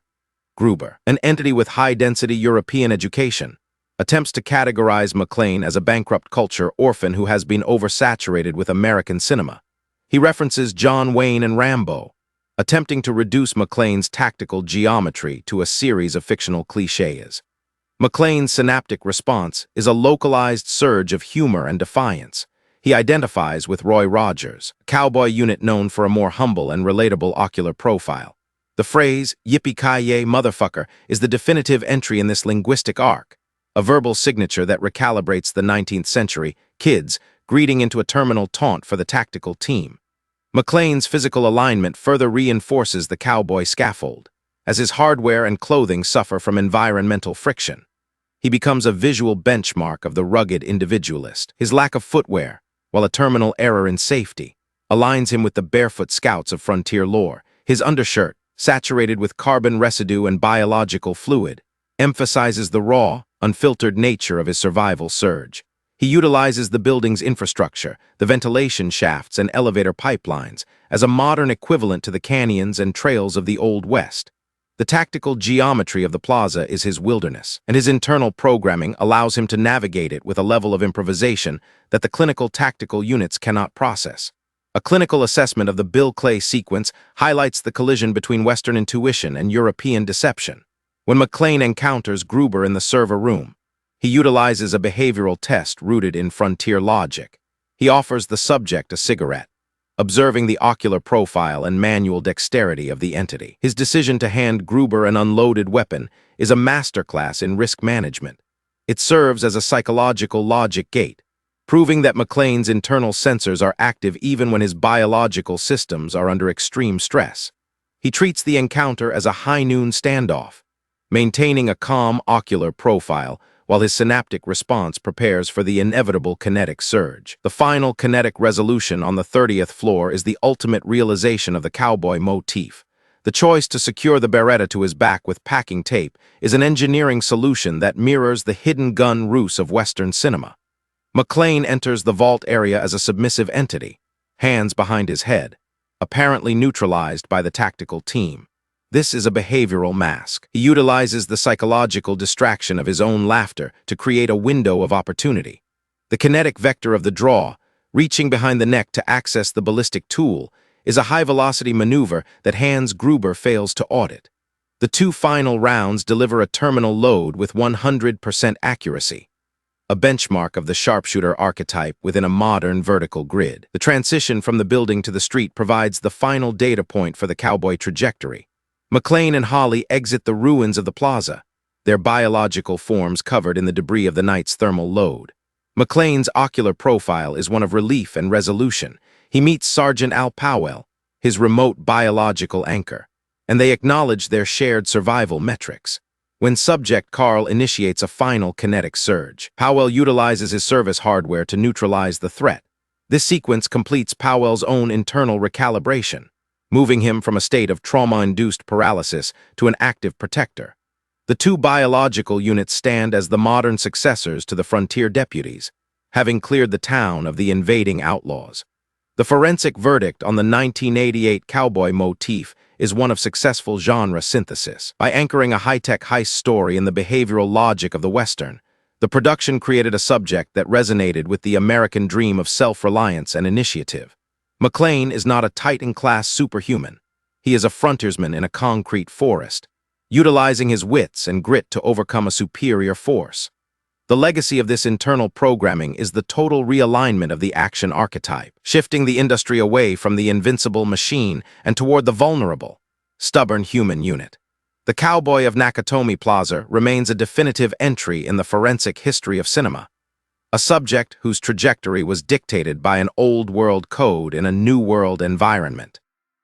The technical deconstruction of the 1988 siege requires a clinical audit of the physical degradation sustained by biological unit John McClane.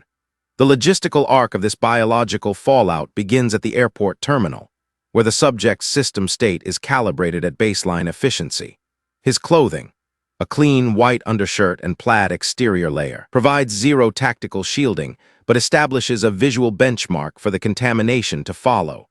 As the subject enters Nakatomi Plaza, his biological systems are already processing a high cognitive load due to marital misalignment.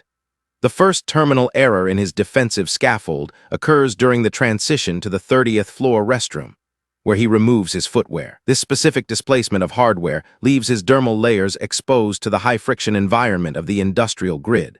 The primary kinetic surge against the subject's musculoskeletal framework initiates during the struggle with tactical unit Tony on the 32nd floor. The biological forms tumble down a concrete stairwell, a high-impact event that interrogates the structural integrity of McClane's joints and soft tissue. The resulting neutralization of Tony leaves McClane with a localized surge in adrenaline, but his system state begins a linear progression of decay. The ocular profile of the subject starts to shift as sweat and environmental dust contaminate his pores. The white undershirt, now a porous substrate, begins to absorb carbon residue and biological fluid. This saturation serves as a data point for the audience, tracking the duration and intensity of the tactical conflict through the subject's physical ruin. A critical auditory signature occurs when McClane delivers a ballistic load to a henchman through a table. The proximity of the muzzle flash to the subject's left ocular and auditory sensors results in a terminal error for his hearing. In real-world production terms, this event caused a 66% permanent hearing loss for the biological unit Bruce Willis. This data point highlights the raw nature of the 1988 production pipeline, where the proximity to high-energy hardware resulted in actual biological fallout. From this point in the timeline, the subject's synaptic response is compromised, requiring him to rely more heavily on visual cues and survival-driven internal programming. The respiratory load increases as McClane enters the ventilation pipeline, a restricted metal architecture filled with particulate matter and construction dust. The volumetric haze within these shafts interrogates the subject's lungs, forcing a high-velocity breathing pattern that accelerates his exhaustion. His dermal layer is further compromised by the friction of the metal plating, leading to localized abrasions across his back and shoulders. The Kelvin scale of this environment is cool and clinical, highlighting the dark soot and grease that now covers the subject's skin. McClane is no longer a pristine corporate guest. He has been recalibrated into a biological ruin, a state of physical failure that the tactical unit utilizes to track his movement. The most severe technical failure of the subject's biological integrity occurs within the computer server room, after the tactical unit utilizes suppressive fire to shatter the high-density glass partitions. The floor becomes a high-friction kill box. McClane is forced to maneuver his unprotected feet over the silicon shards, a behavioral stimulus that triggers a terminal breakdown of the dermal layer. The pressure load of his biological mass causes the glass to penetrate deep into the soft tissue, leading to a massive loss of fluid. This is the primary friction coefficient of the act, a point where the subject's kinetic vector is nearly neutralized by simple physics. The ocular profile of his bloody footprints on the floor provides a logistical map of his physical collapse. The terminal phase of the biological audit occurs post-explosion, following the rooftop thermal surge. McClane's skin is now a landscape of thermal burns, carbon residue, and deep lacerations. His cognitive load is at maximum capacity, his synaptic responses slowing as systemic shock initiates. The ocular profile of his face reveals deep hematomas and a near-total loss of high-chromatic skin tones. He utilizes water and basic irrigation in the restroom to manage the nociceptive stimulus, a clinical ritual of pain management that precedes his final logic gate. Despite the near-total failure of his biological hardware, the subject's internal programming remains focused on the survival of biological anchor Holly Gennaro. As the siege terminates, McClane's biological systems are 100% exhausted. He exits the plaza ruins with a visible limp, his musculoskeletal framework struggling to maintain a vertical posture. The final data point in the damage pipeline is the sight of the subject standing on the asphalt, his biological form leaning on Holly for structural support. This state of physical ruin provides the definitive proof of the 1988 hero archetype, a unit that survives not through invincibility, but through an extreme tolerance for biological fallout and environmental friction. The forensic verdict on the damage pipeline confirms that the plaza didn't just contain the hero, it systematically deconstructed him, leaving only the core internal programming intact as the transport unit departs the Century City grid. The technical deconstruction of the Nakatomi siege requires a clinical interrogation of the primary scaffold, Fox Plaza. This vertical grid, located in the Century City quadrant of Los Angeles, serves as the tactical geometry for the entire 1988 production. Unlike standard studio sets, the building was an active construction zone, providing an unfiltered industrial substrate for the conflict. The logistical arc of the building's architecture is established during the arrival sequence, where the camera utilizes an anamorphic lens axis to track the Lincoln Town car toward the marble lobby portal. The vertical scale of the building, 34 floors of steel and glass, creates a state of gravitational constraint that dictates every kinetic vector within the narrative. The 30th floor, the primary containment zone for the biological subjects, was one of the few areas where the production team utilized a customized set. The architectural logic of this floor combines Japanese corporate aesthetics with American structural engineering.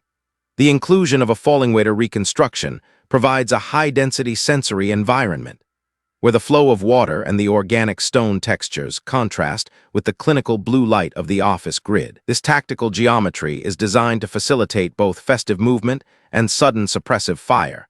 When the tactical unit led by Hans Gruber initiates the breach, they utilize the existing entry points and elevator pipelines to achieve a 100% containment of the floor. The open floor plan ensures that there is zero tactical shielding for the guests, forcing them into a state of total submission. McClane's trajectory through the building's infrastructure utilizes the vertical pipelines, the elevator shafts and ventilation ducts, as his primary logistical arc. The elevator logic of the building is a critical data point, as Gruber's team controls the computerized registry of the cars. McClane is forced to navigate the space between the floors, utilizing the structural rigging of the shaft walls to evade detection. The ventilation shafts represent a restrictive metal framework, an architecture of confinement that limits the subject's kinetic surges.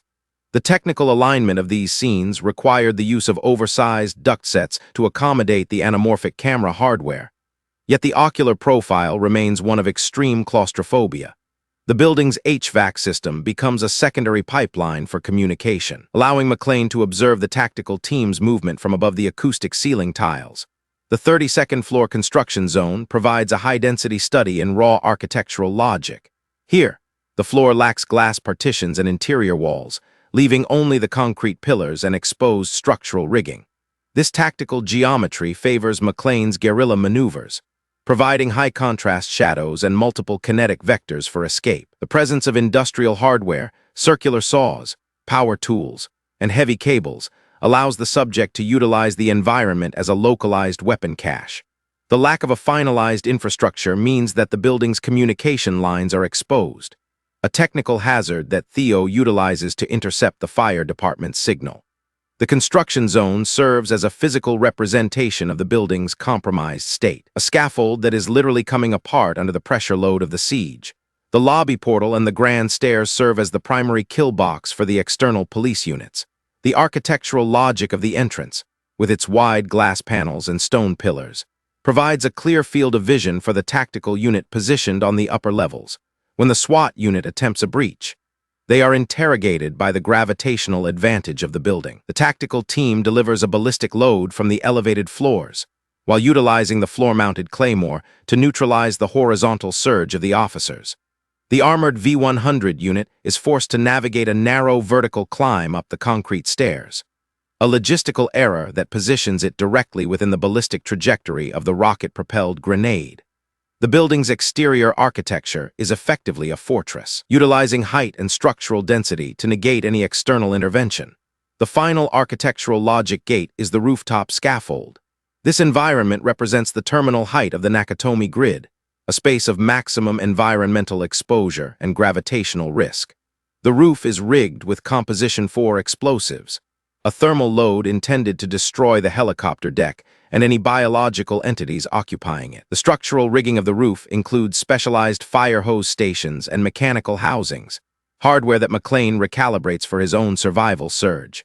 The explosion of the roof is the singular point where the building's infrastructure is permanently altered, the thermal surge causing a terminal failure of the concrete and steel peak. The ocular profile of the burning ruin stands as a visual benchmark for the night's destruction, a high chromatic signature visible from across the Los Angeles basin. The forensic audit of Fox Plaza confirms its status as a definitive entry in architectural cinema. The building was not merely a background, but a primary system state that dictated the velocity, thermal load, and biological fallout of the siege. From the 30th floor executive suites to the sub-level parking grid, the tactical geometry of the plaza was fully interrogated by both the tactical unit and the protagonist. Chinese letter 88 production successfully transformed a stationary concrete box into a propulsive narrative engine, where the architecture itself acted as the final arbiter of survival. As McClane and Holly depart, the building remains as a scarred concrete monument, its structural ruins the only empirical evidence of the night's high-density conflict. The architectural report on Nakatomi Plaza is 100% finalized. The technical deconstruction of the 1988 production requires a clinical interrogation of the auditory pipeline managed by composer Michael Kamen. The logistical arc of the score initiates within the airport terminal, establishing a baseline sensory environment. Kamen avoided the standard orchestral surges of contemporary action units, opting instead for a localized calibration of suspense and festive irony. The initial behavioral stimulus for the audience is the inclusion of sleigh bells, a high-frequency auditory signature usually associated with the Christmas Kelvin Scale. In this tactical environment, the bells are recalibrated into a marker of impending kinetic surge. The metallic ring provides a psychological contrast to the industrial hum of the airport and the low-frequency rumble of the commercial transport unit. Subject John McClane enters the Lincoln Town car, where the auditory pipeline transitions to the diegetic music provided by Subject Argyle. The high chromatic saturation of the rap track, Christmas in Hollies, serves as a cultural data point, contrasting with McClane's internal programming and his New York police alignment. This auditory misalignment highlights the subject's status as a biological anomaly within the Los Angeles grid. As the vehicle enters the subterranean parking zone of the plaza, the score shifts to a lower register, utilizing pizzicato strings to signal the transition into a controlled tactical geometry. The acoustic properties of the marble lobby and the concrete sublevels provide a high-density reverberation that Kamen's score meticulously audits, ensuring the music feels anchored to the building's physical scaffold. A clinical assessment of the 30th floor party reveals the use of classical diegetic hardware. The musicians perform the Brandenburg Concerto No. 3, a high-class auditory signature that defines the corporate system state of the Nakatomi entity. This alignment is terminated by the kinetic surge of the tactical breach, as the tactical unit led by Hans Gruber initiates suppressive fire. The auditory environment is overwhelmed by the high-decibel ballistic trajectory of the MP5 submachine guns. Kamen's score retreats during these ballistic exchanges, allowing the raw Foley data, the displacement of glass, the impact of lead on stone, the auditory signature of screaming biological subjects to dominate the cognitive load of the viewer. The music only re-enters the pipeline once the tactical team has achieved 100% containment of the floor. The logic gate of the Ode to Joy motif is a definitive entry in the film's auditory architecture. Director John McTiernan requested the inclusion of Beethoven's Ninth Symphony, inspired by its previous use in the 1971 unit, A Clockwork Orange. Kamen initially assessed this as a potential terminal error, fearing it would tarnish the classical hardware. However, he eventually recalibrated the score to treat the German tactical unit as a synchronized machine. The Ode to Joy theme is broken down into its base components, utilized as a recurring data point that tracks the unit's progress toward the vault assets. The melody is played in minor keys and lower registers to create a menacing ocular auditory profile, when the vault finally hinges open. The symphony reaches full orchestral velocity, signaling a terminal success for Gruber's logistical arc.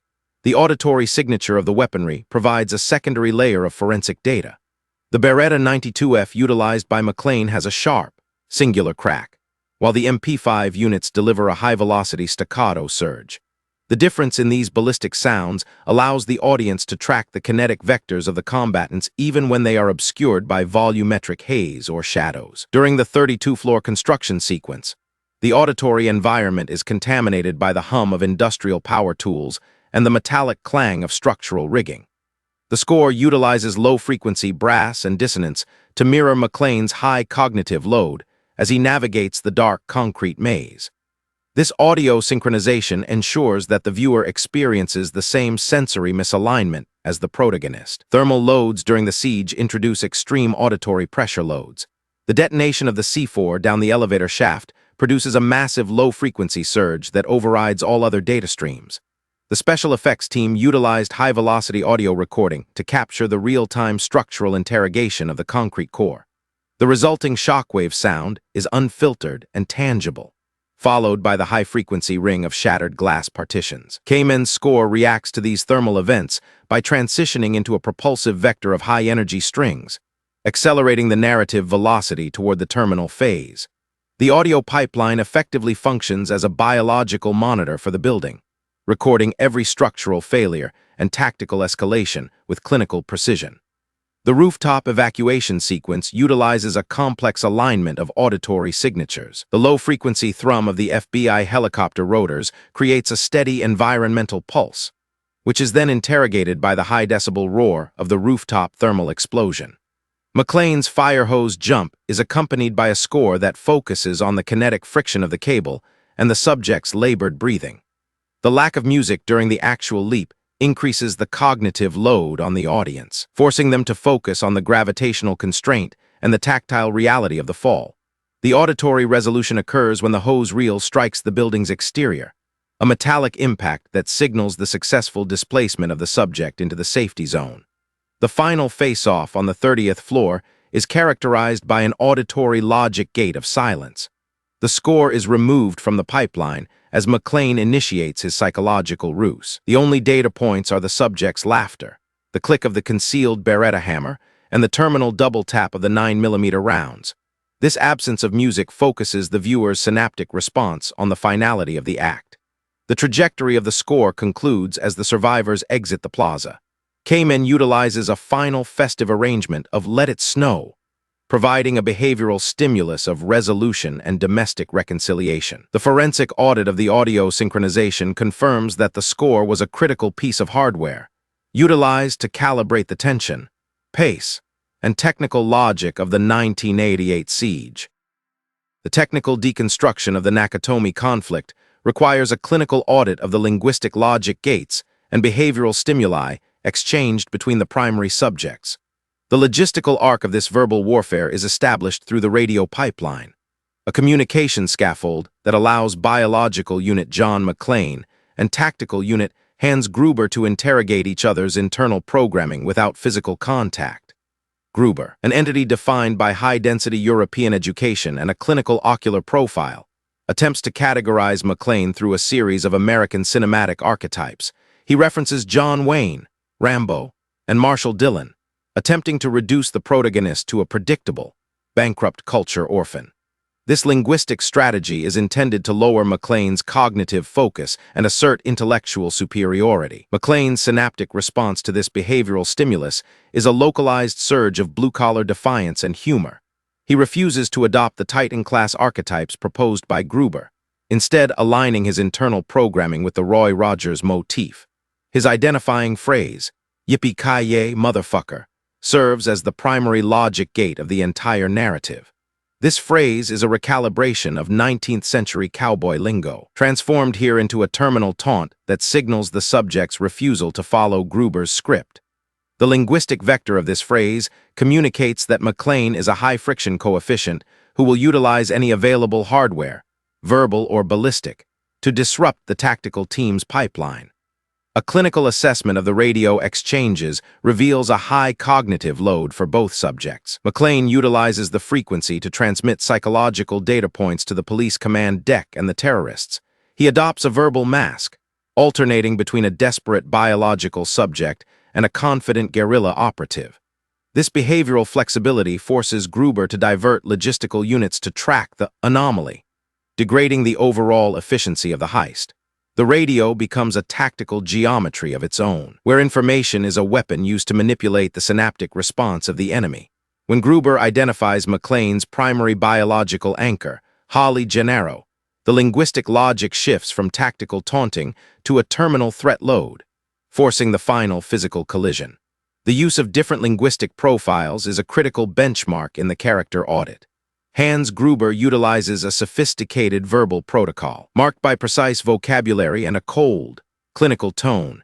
His American ocular profile during the Bill Clay sequence demonstrates his high-level cognitive range, allowing him to manipulate McClane's internal sensors through a flawless accent alignment. Conversely, McClane utilizes a high-velocity, slang-heavy dialect that reflects his working-class New York alignment. This linguistic disparity emphasizes the Everman versus machine architecture of THE, Chinese letter 88 production. The verbal friction between the two entities is as propulsive as the ballistic surcharges, driving the narrative velocity toward the logic gate of the final 30th floor face-off. Subject Harry Ellis provides a secondary study in failed linguistic logic. Ellis's internal programming is driven by an overestimation of his own negotiation hardware. He attempts to utilize corporate linguistic protocols, referring to the tactical unit as Bubby and proposing a white knight deal to solve a high-stakes kinetic crisis. This behavioral error fails to account for the terminal logic of Hans Gruber. Gruber's synaptic response to Ellis's arrogance is clinical termination. The linguistic misalignment between the two subjects results in Ellis's structural failure, serving as a data point that proves verbal negotiation is ineffective against a subject with zero empathy and a focused logistical objective. The linguistic arc of biological unit Gennaro McClane is defined by her use of her maiden name, Gennaro. This nomenclature serves as a visual and auditory benchmark of her marital misalignment with John. Within the Nakatomi corporate registry, the name Gennaro functions as a logic gate that initially protects her from being identified as McClane's primary anchor. However, when reporter Richard Thornburg interrogates McClane's children on a live broadcast, he provides the tactical unit with the necessary data point to bridge the gap. Gruber's realization that Gennaro is McClane's partner is the final behavioral stimulus that leads to her being utilized as a biological shield. The resolution of this linguistic arc occurs in the final frame, when the subject is once again identified as Holly McClane, signaling a 100% successful domestic recalibration.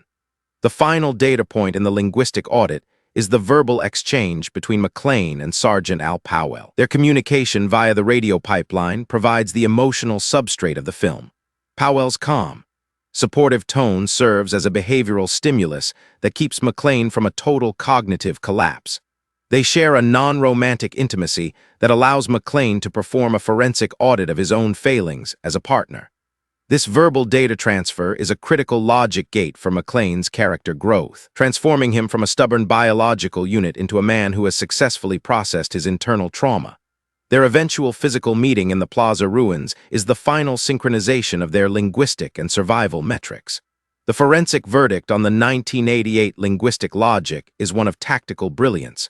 By utilizing verbal taunts, cultural archetypes, and the radio pipeline as active hardware, the production created a psychological layer that heightened the kinetic impact of the action. The Yippee-ki-yay gate wasn't just a catchphrase. It was a definitive entry in the forensic history of the hero, a verbal signature that recalibrated THE, Chinese letter 80's action pipeline.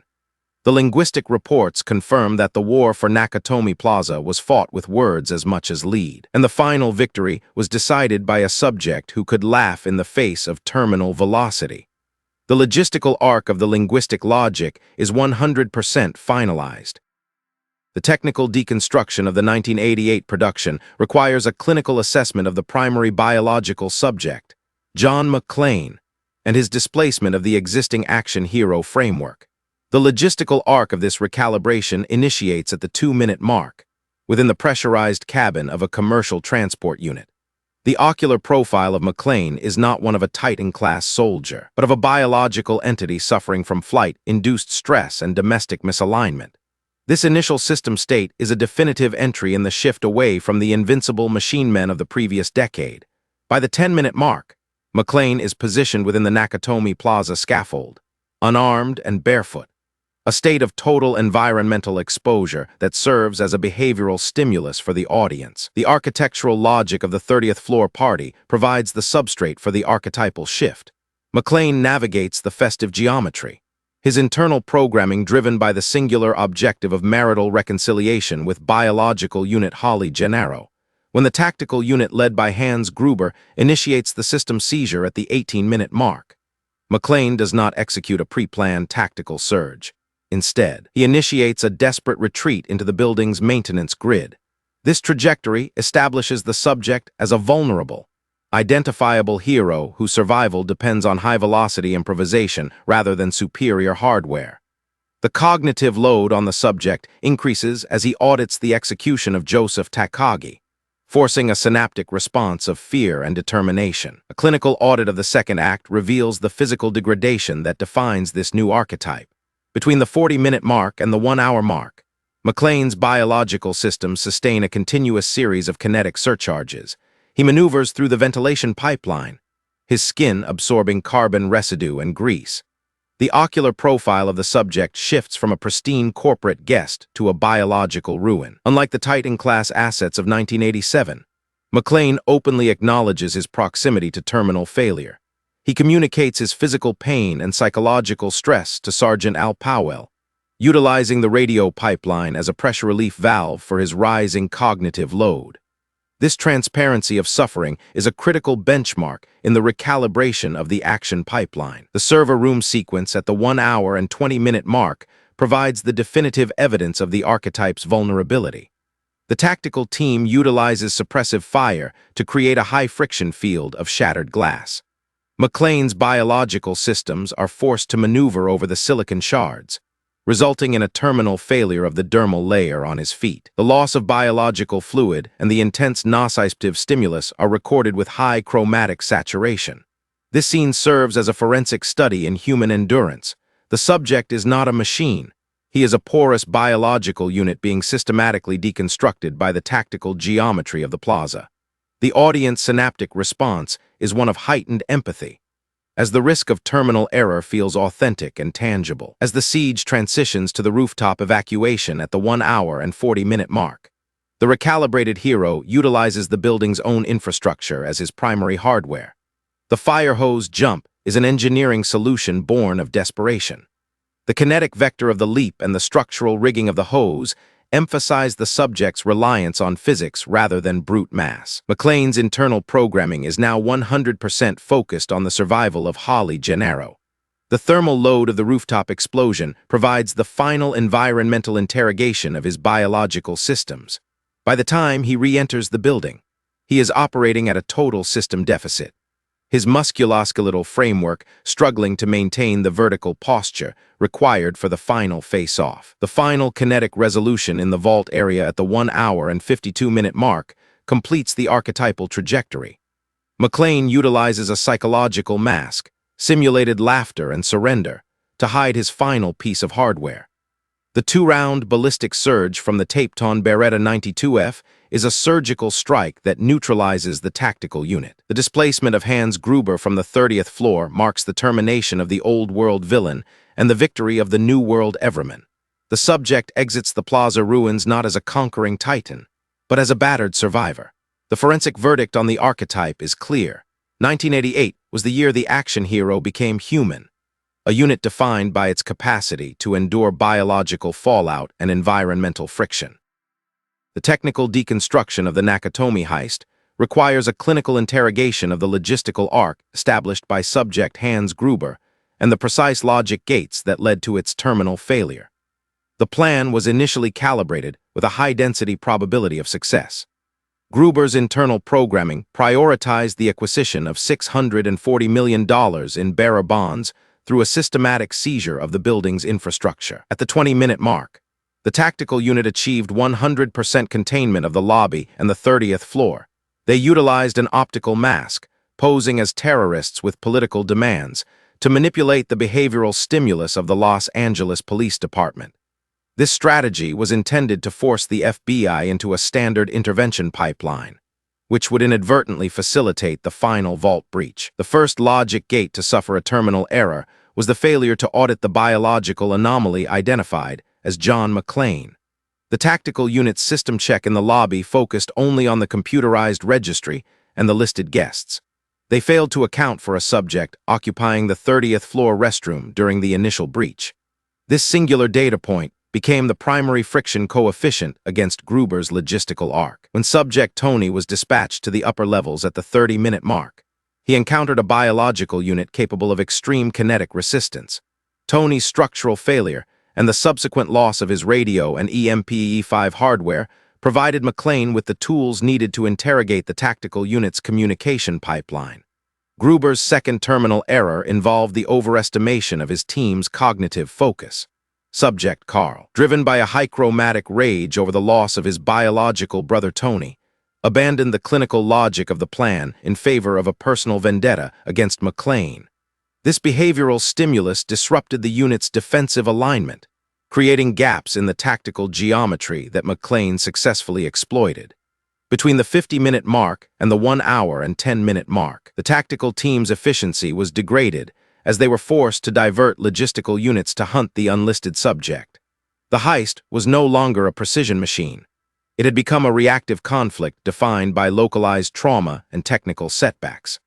A clinical assessment of the vault breach at the 1 hour and 30-minute mark reveals the success of Gruber's primary engineering logic. He successfully utilized the FBI's behavioral stimulus, the regional power cut, to deactivate the final magnetic lock. This part of the logistical arc was 100% synchronized with the tactical plan. However, the time load required to transfer the assets to the sub-level transport unit created a window of vulnerability. Gruber's cognitive focus shifted toward the logistical transfer, allowing McClane to infiltrate the rooftop scaffold and interfere with the hostage containment. This displacement of attention provided the necessary logic gate for McClane to trigger the rooftop explosives, destroying the getaway helicopter pipeline and forcing Gruber back to the 30th floor. The final terminal error occurred during the identification of biological unit Holly Gennaro. Gruber's use of the media pipeline, specifically the Richard Thornburg broadcast, provided him with a critical piece of data, the domestic link between McClane and Holly. Gruber attempted to utilize Holly as a biological shield to guarantee his escape. This was a high-risk gamble that failed to account for McClane's capacity for psychological ruses. At the 1 hour and 52-minute mark, the logic gate of the conflict narrowed to a singular hardware failure. When Gruber was pushed through the glass, he was anchored only by Holly's Rolex watch. This piece of corporate hardware, a gift from Nakatomi, became the final logistical link in the chain of errors. The forensic audit of the watch bracket reveals it as the arbiter of the night's resolution. McClane's decision to unclasp the watch was the final structural failure that sent Gruber into a state of free fall. The terminal velocity of the subject and his impact with the pavement marked the 100% neutralization of the tactical unit. Gruber's plan failed not because of a lack of technical density, but because it could not sustain the persistent friction generated by an unlisted biological anomaly. The heist was systematically dismantled, logic gate by logic gate, by a subject who refused to comply with the tactical blueprint. The forensic verdict on the terminal error is complete. The Nakatomi siege was a logistical Titan-class project destroyed by the smallest possible biological variable. The technical deconstruction of the 1988 production concludes with an audit of its legacy pipeline and its preservation within the National Film Registry.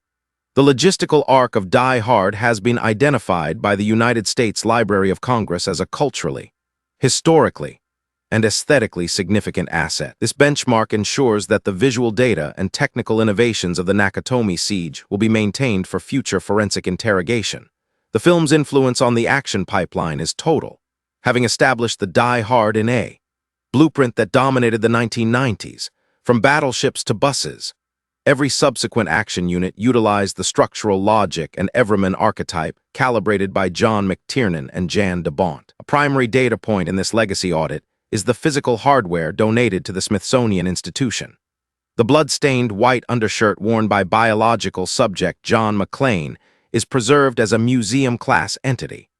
This porous substrate serves as a visual benchmark for the physical cost of heroism.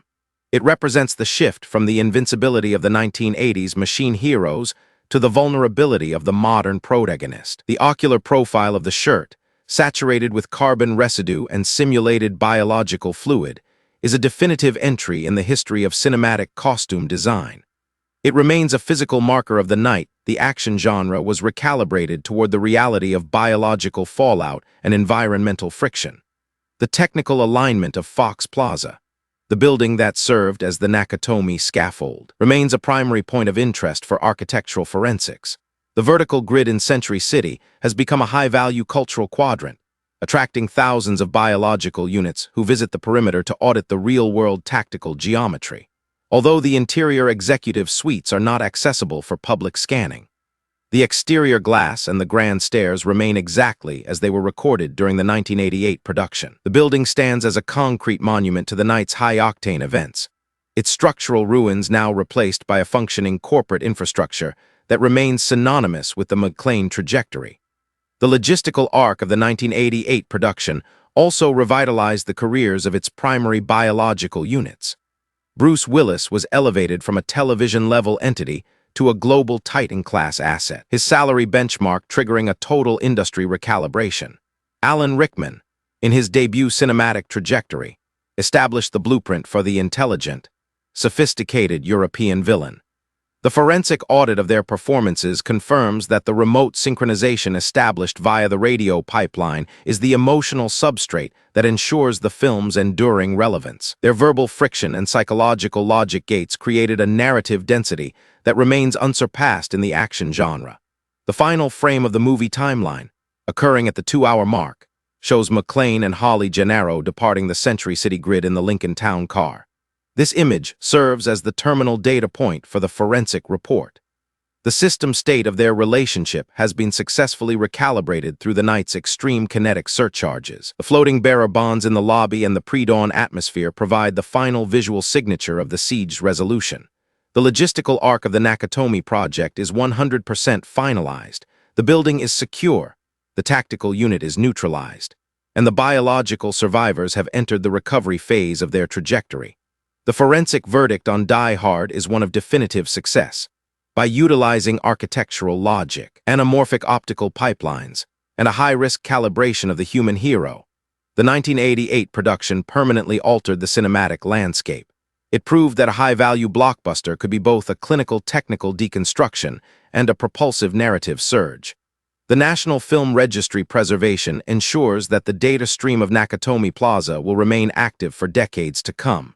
As the transport unit maneuvers toward the city flow, the audit concludes, the parameters are met, the logistical arc is complete. This is the final report on the 1988 Nakatomi siege.